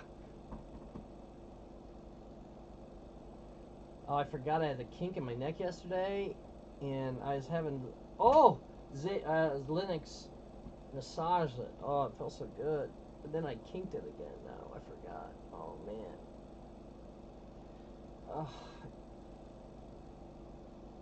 Oh, it really hurt. Like a cramp, you know, like in your toes.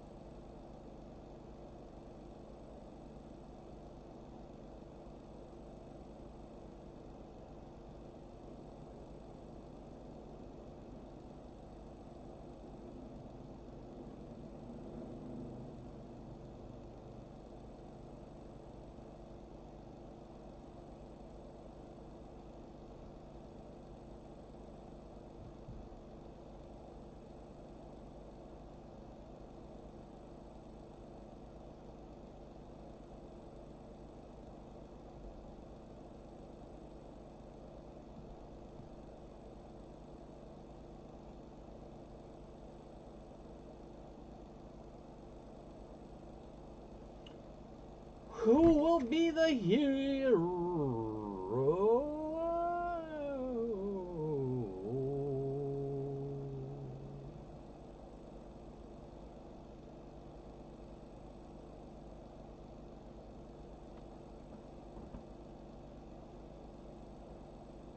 I know one thing is yacht rock vinyl records is very common. It's like one of the most you'll see that kind of music. It was just right at the peak of that vinyl era, right? 70s, late 80s, or excuse me, 70s, late 70s, early 80s. That's peak vinyl era, and since that was the top, man, you can so much of it. I just found Ezra's vinyl. Look, I bought it for him.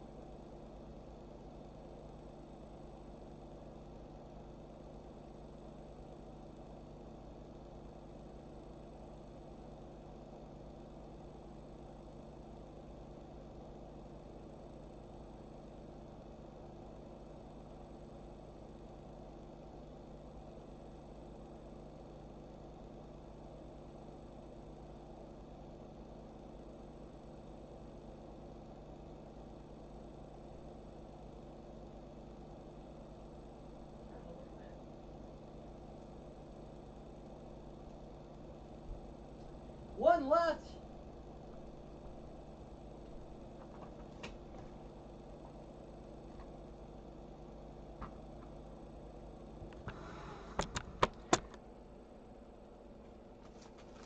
This was one of the first records my mom bought me as a kid, so I got it again. Joan Jett in the Blackheart. Ah.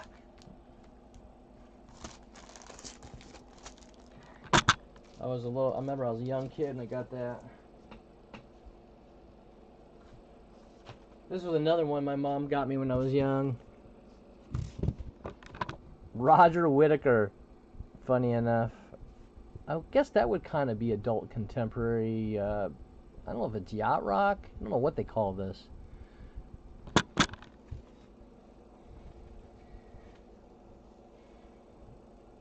And this is another one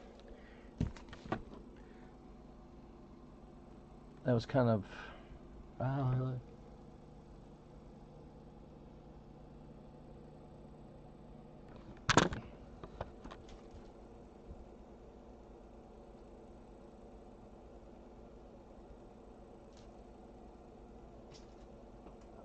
couldn't find the City Pop one though. I just saw it the other day.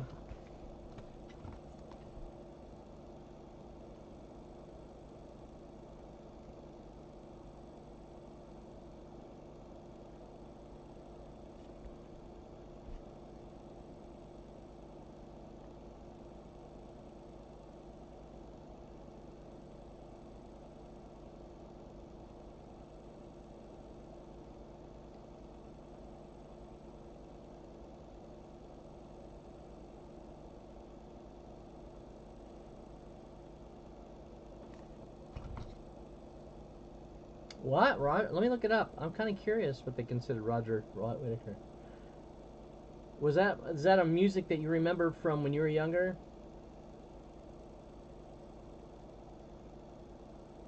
Oh man, he died a few. Oh wow, okay.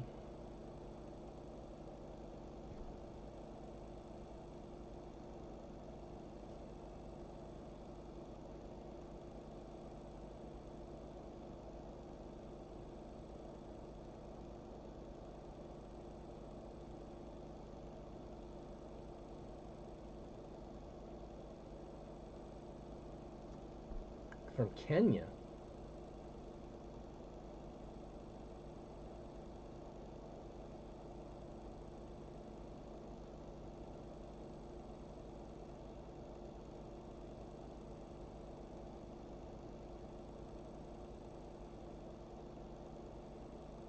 Yeah, folk. I never would have thought of that to be folk.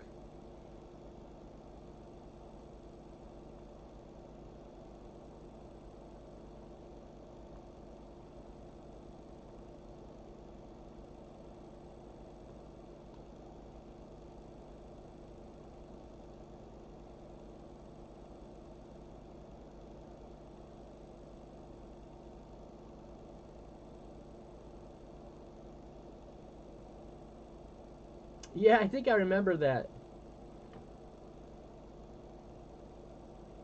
Pokemon.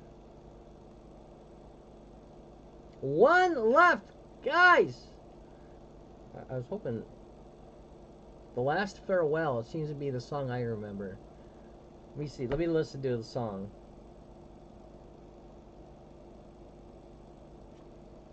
Yeah, I think of The Last Farewell.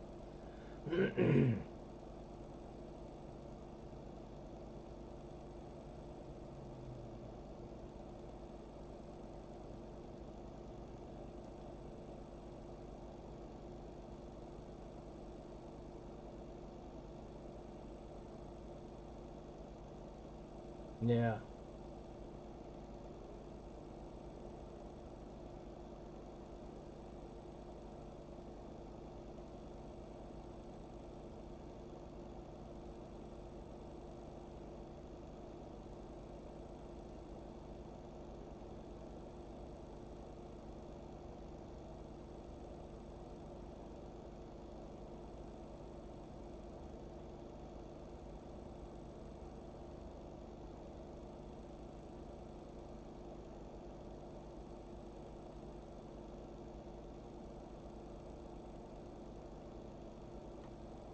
Oh, you said?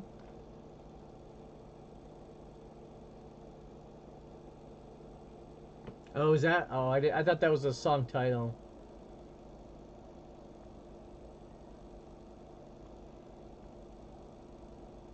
What song's on this stuff?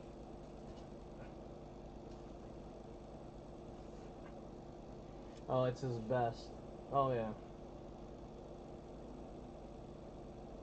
Yeah, this is a TV record.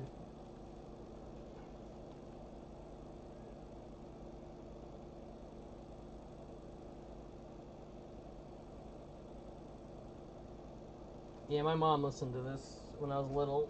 In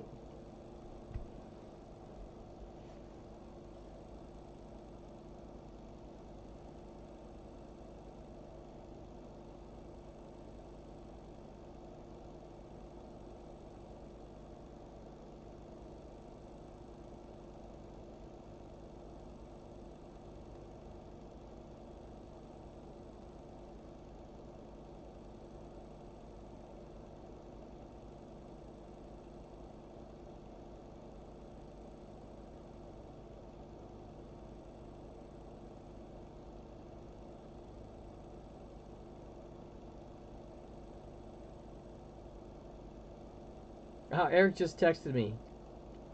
Let me see if he wants it. Hold on.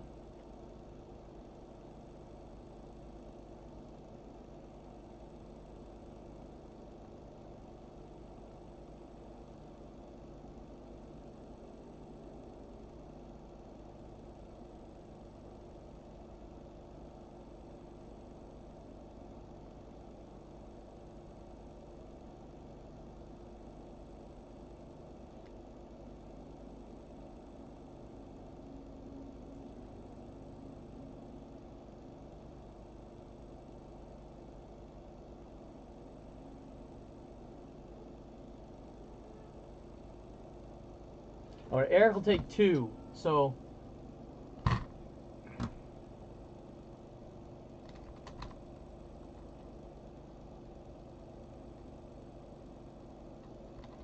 right. Oh.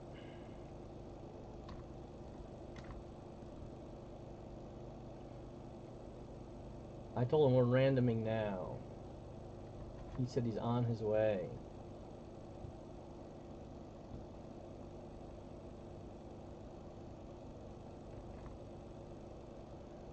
Unless Penguins, you want to. Do you want that other one? I just assumed you're just taking it to fill it.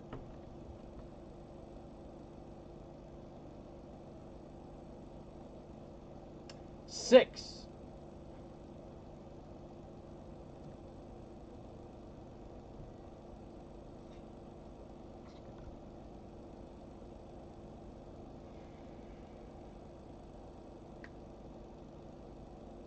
Okay.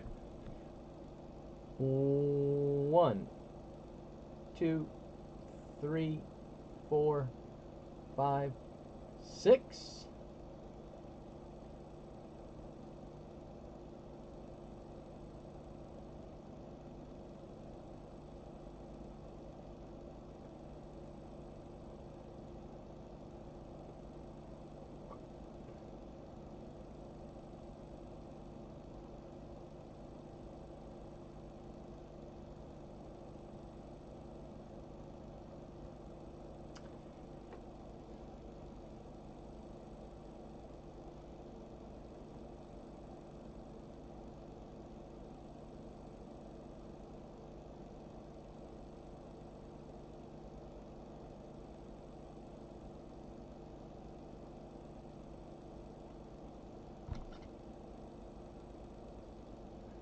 Yeah, we'll probably be done after this. We'll have one more box. I don't know yet if I'm live tomorrow or not.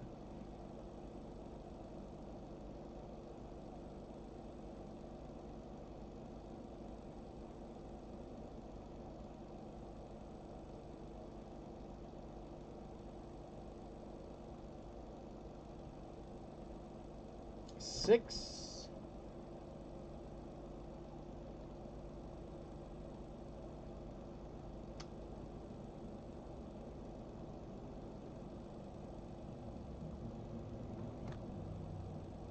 don't know if Trump is still with us. I'll text him.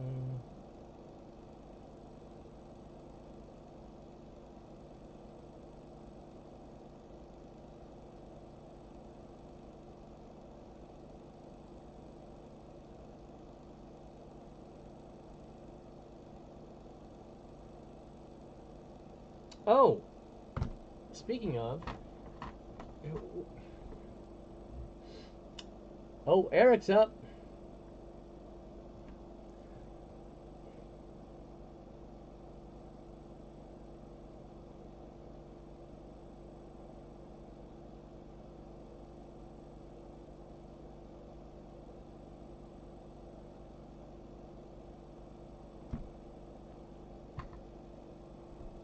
I got a massive headache. David, are you still there? We're about done.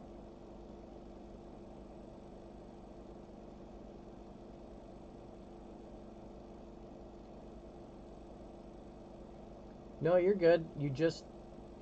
Your timing is just right.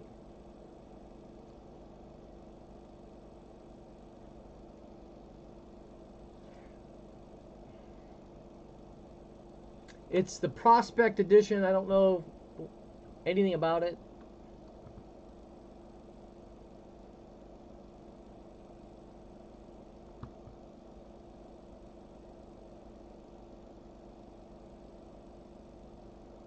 And this is Series 2 teams, by the way.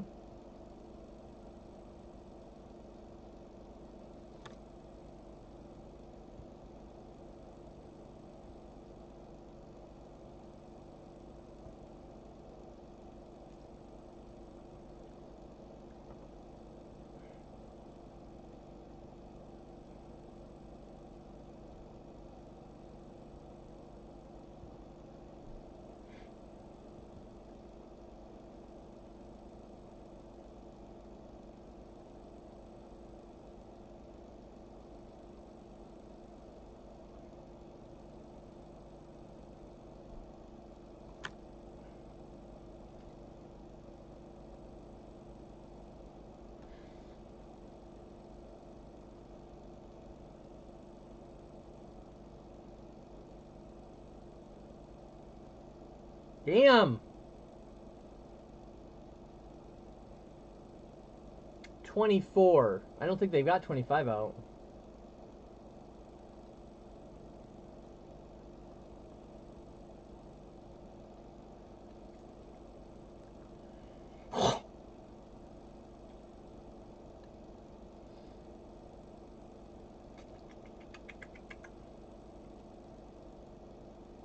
I'm trying to remember the...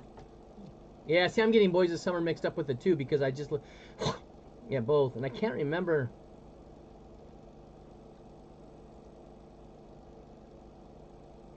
Gosh, dang it.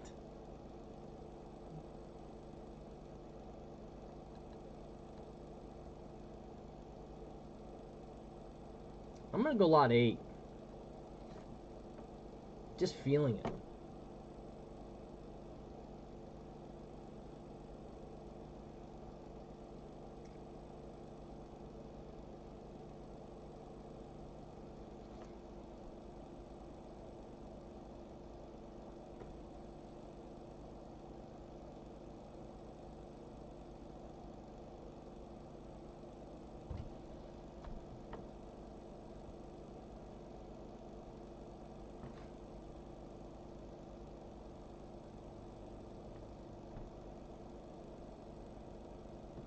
Man, Boys of Summer looks good. That checklist is pretty sexy.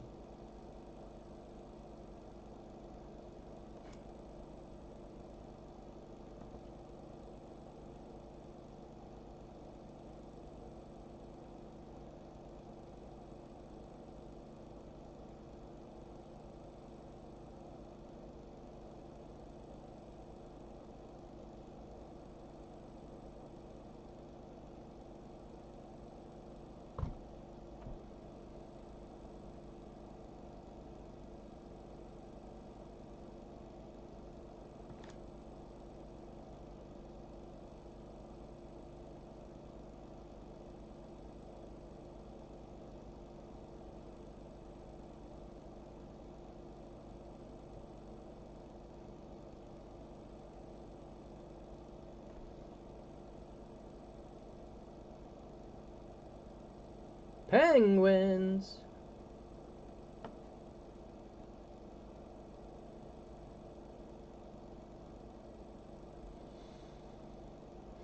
I'll try to go around tomorrow and see if I can find something.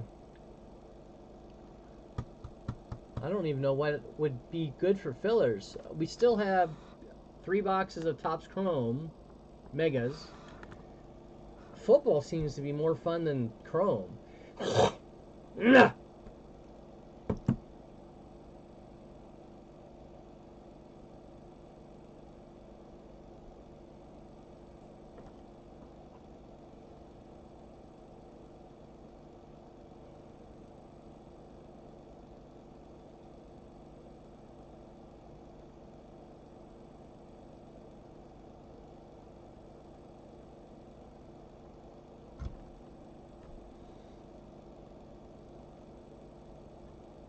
Morgan.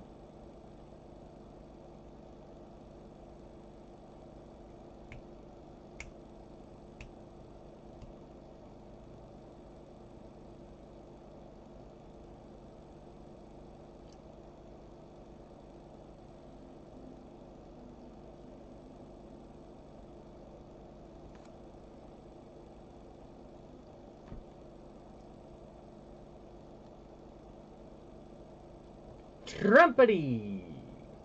Oh. What should I do with this?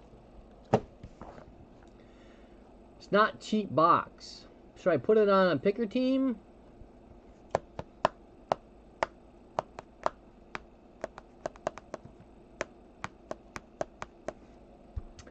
Morgan.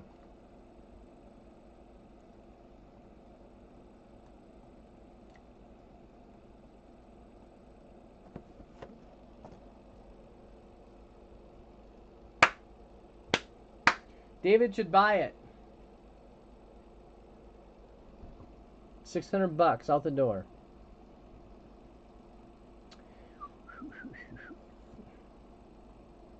Yes, Cards fan.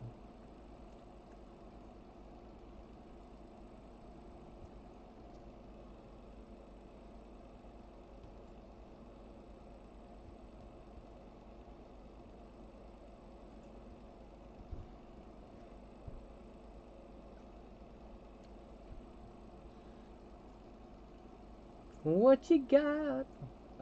Penguins.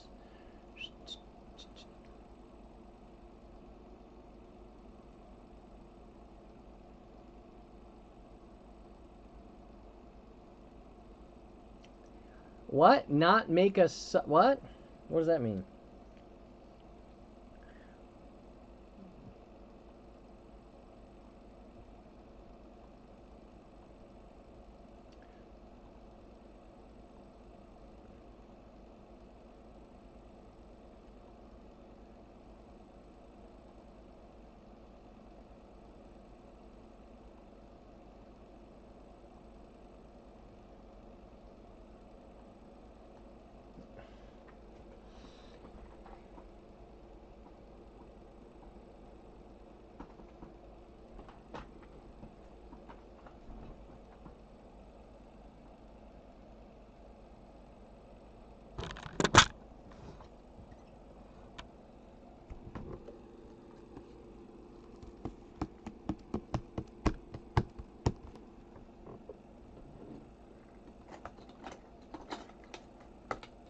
Oh, not make us suffer the miseries in the box. Gotcha. I read it wrong.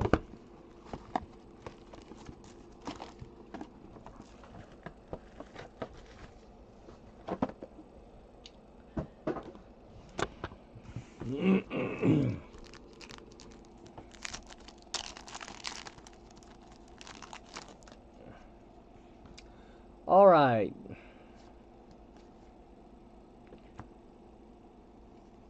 What is this? Oh.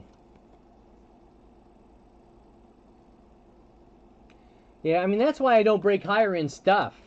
You know, like hit products. It's just because... But then again... 36. 32, yeah.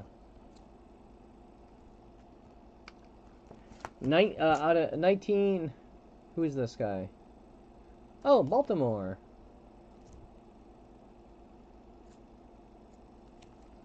I don't know who it is, but PJ Moreland. Isn't he one of the top prospects?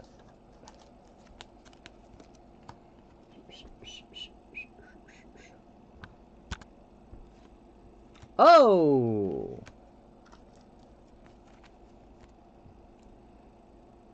Is that correct ice? Out of 49?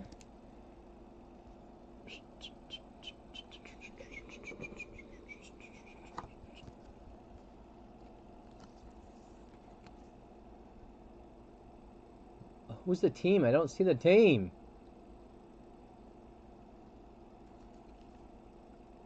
Oh, Baltimore.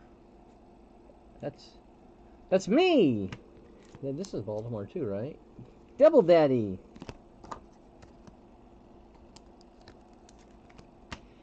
I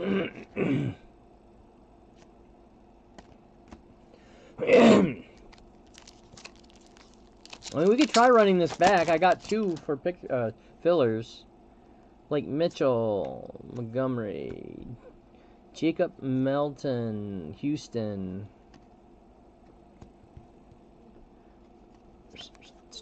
Aces. Out of 199. Seattle. Daddy again! This is Daddy's night. And not easy, Daddy. We got Cole, Colorado flavor. Out of 199. Eric.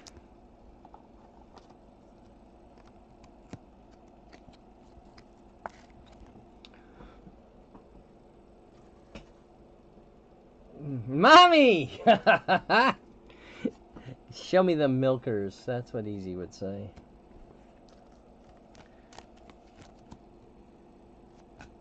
These are nice cards, though. Damn, once they're licensed, this will be so nice. Way better than top stuff. Vargas. Wankick.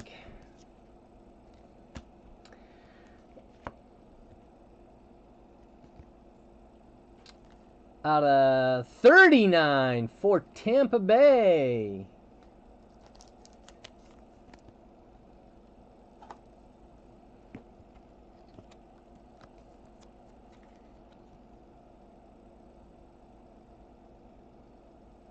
Where the freak is it?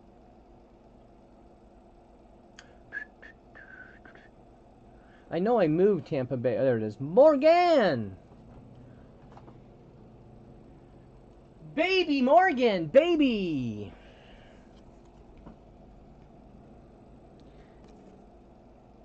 I don't know who that is, though. Theo, I like those pings. They're getting sleeves. Prepping for the pros. Oh, that's nice. Giants.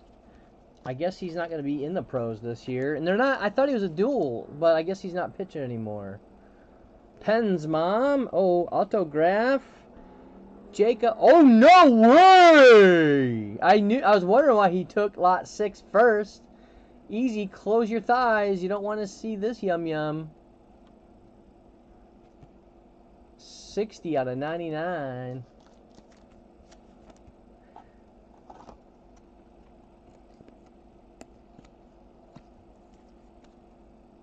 Yeah, yummy. That's probably 50, 60 bucks, don't you think?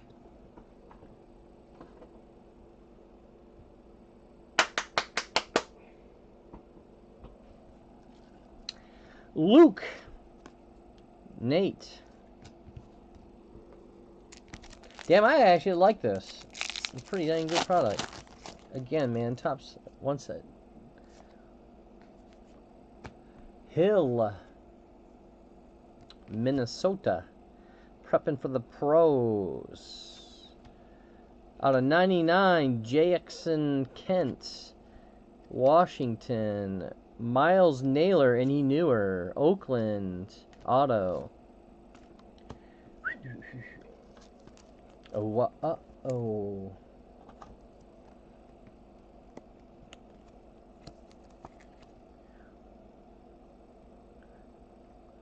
What did they say? Oakland.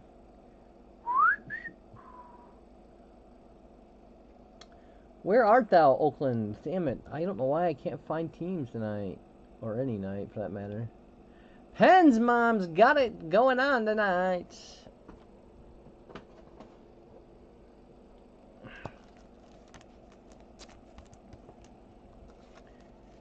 We can try another box, but it's going to be tough. Because I think Penguin, our Cards fan, is going to bed, and Penguin's already paid.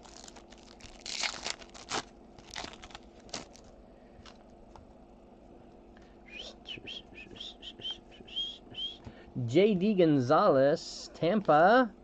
Tommy White, Ping. Oh, Payne. Ping. What team is he on?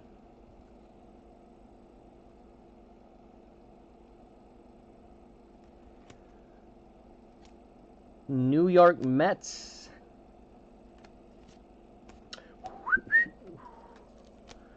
Mets.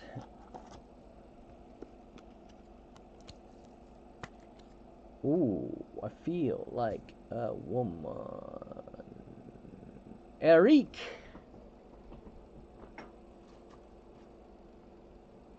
What team is this gentleman on here? Oh, that's right, he did. I just read that, too. We gave up like 4 runs, didn't he? 5 runs.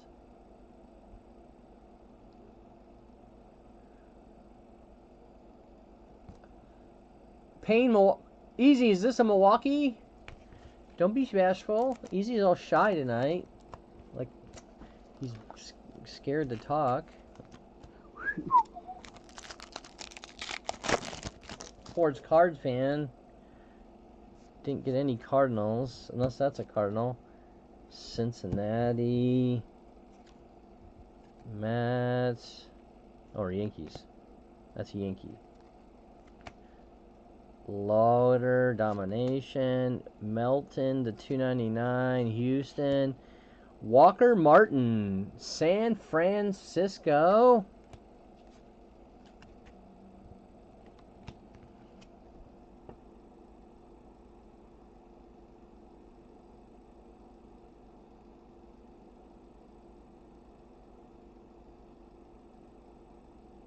Yeah, Milwaukee. 17th overall pick. Brewers! Easy just came a second too late to not get the Brewers.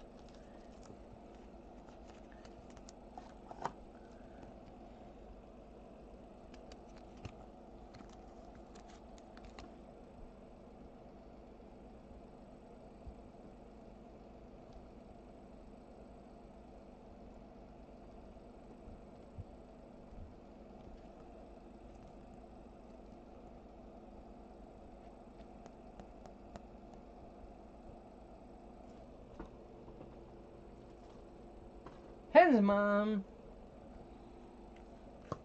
Sorry, Penguin Cards fan.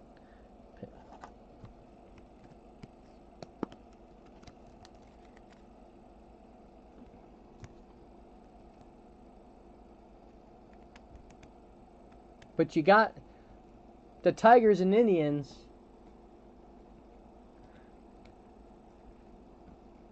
As a consolation.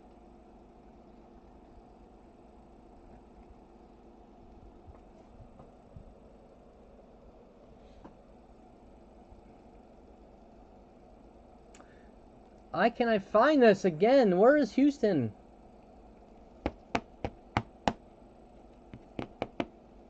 Oh, that's me. Ha! No wonder. I was looking for everybody but myself.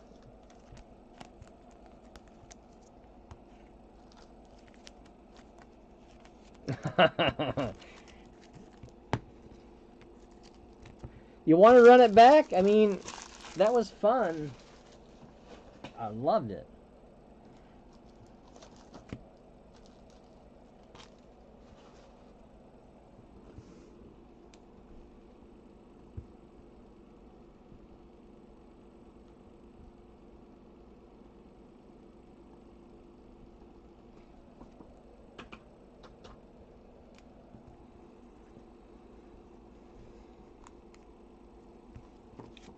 $100+, baby.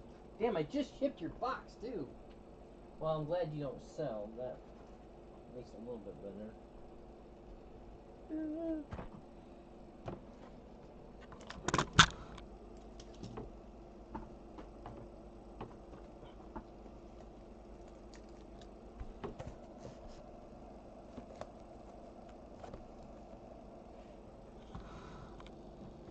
Try one more.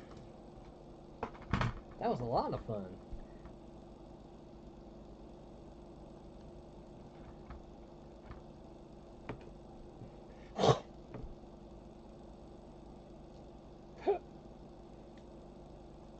Easy just texted me last night. It's all fun and games until you get something in your eye. I was like, what? I don't know if I understand that.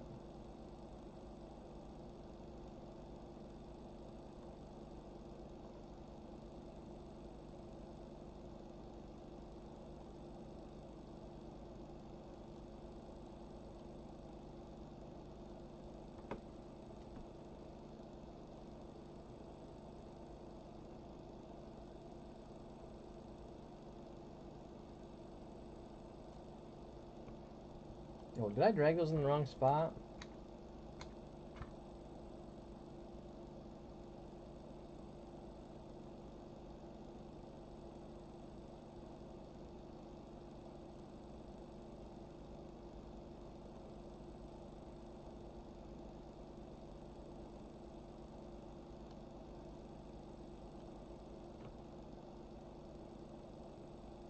Wait, is that right? Yeah, okay.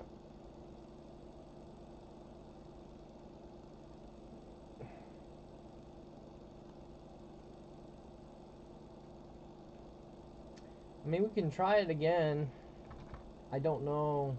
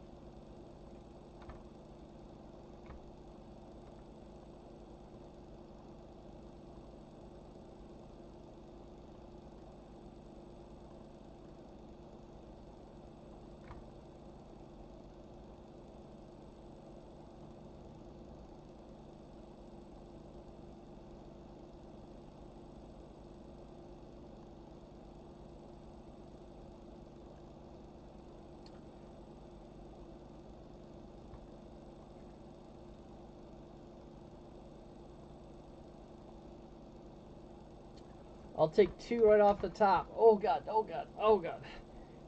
Oh, my freaking back kinked again.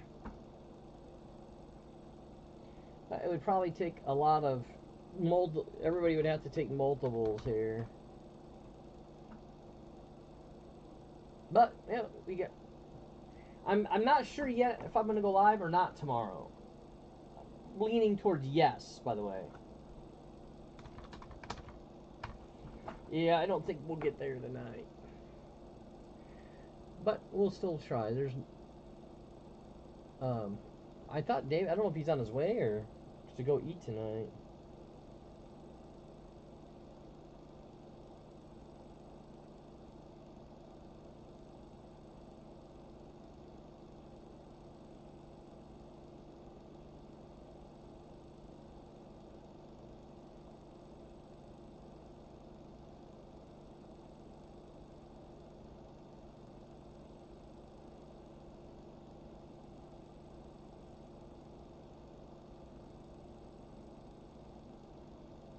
Good night, penguins.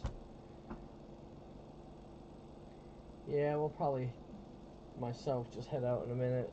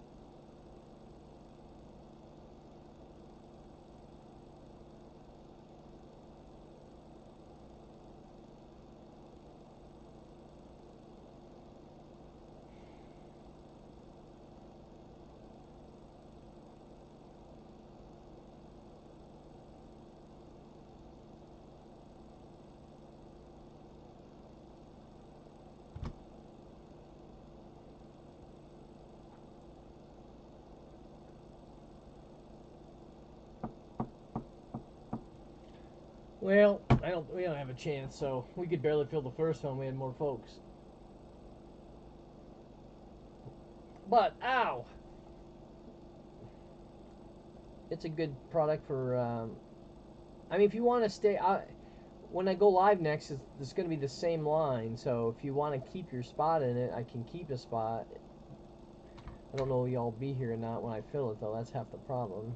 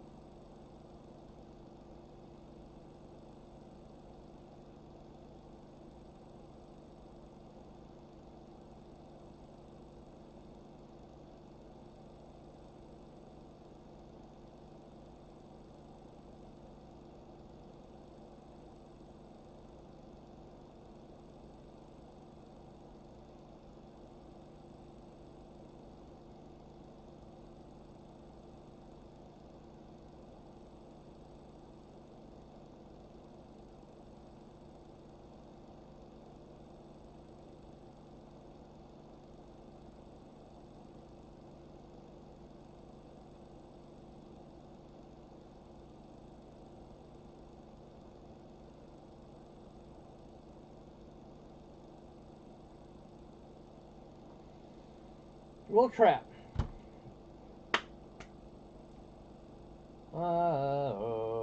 Yeah. So Series 2 should be pretty quick to fill tomorrow.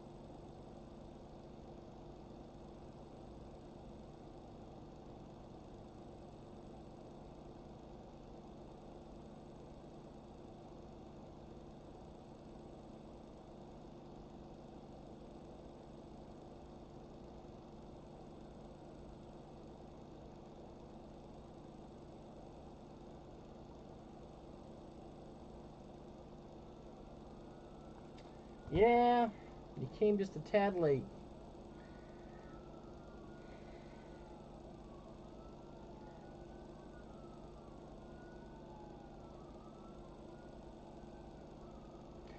Yeah, boy.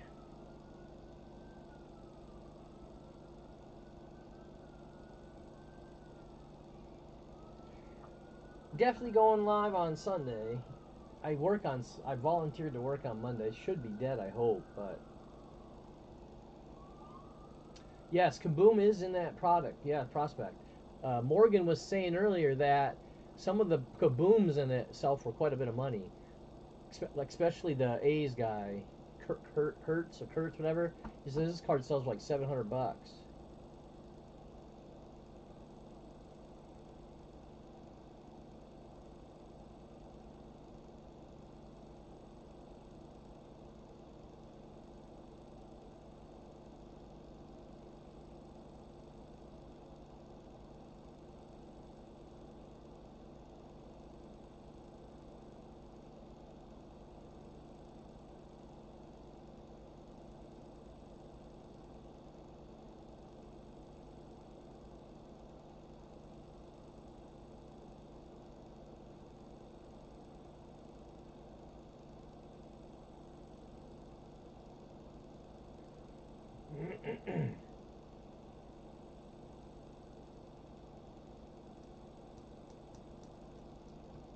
What have I been watching? Oh, I was watching that Upload show. I didn't watch season 3 or yet. I don't even remember half of season 2. I must have. It shows that I watched it, but I don't remember it.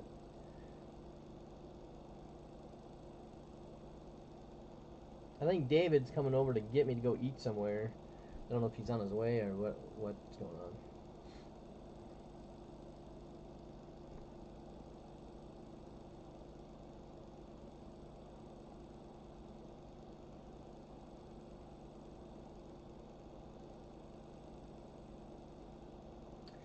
I don't know what else have I been watching. We watched a movie. Yes. Oh, I need to finish the movie Everything Everywhere All at Once. Halfway through it. Oh yeah. Did I price them accordingly? Yeah, I did.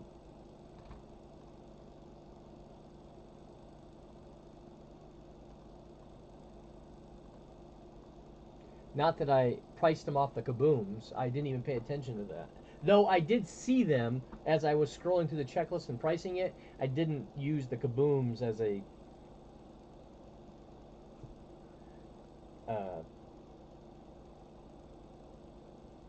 point of pricing. Though I used the prospect, I'm sure.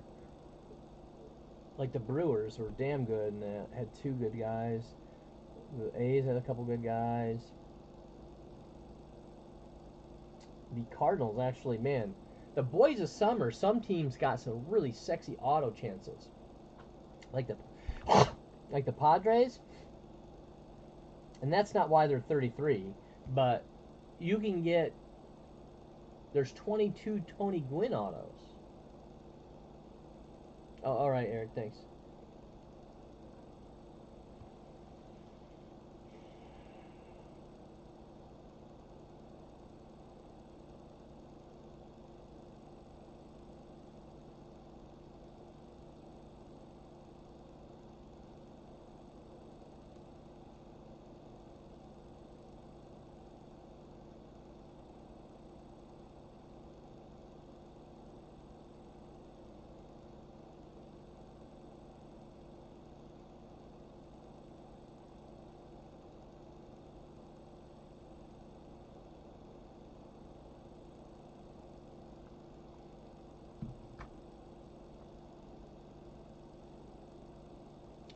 Yeah, him and that pitcher guy.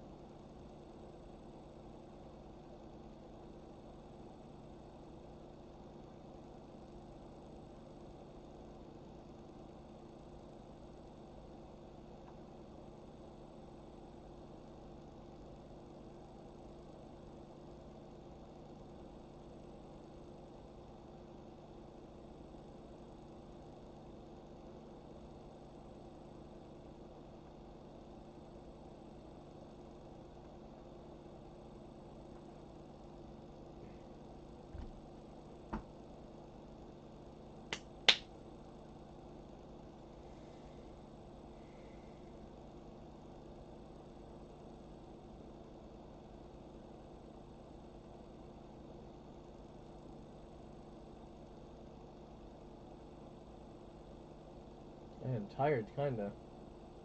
Got a lot to do this weekend. I don't know if I am gonna go out tomorrow. I might. I tend to not go out lately. I'm kind of lazy. Plus, it costs money, which I'm trying to not spend. So, most likely not. If I did, I'd probably just go around the stores. So I may be back in time to go live. I don't know.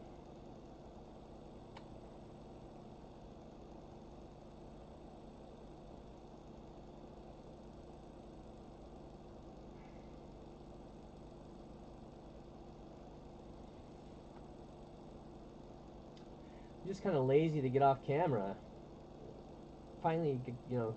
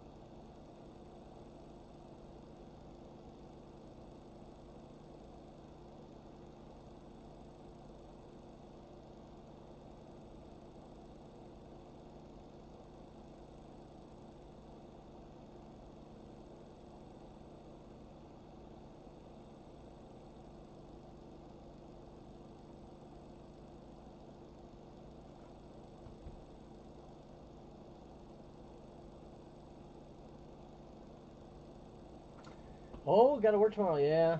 Alright, I'm out, guys. I'll see you on tomorrow or Sunday. Jeez, I forgot what day it was. Peace out.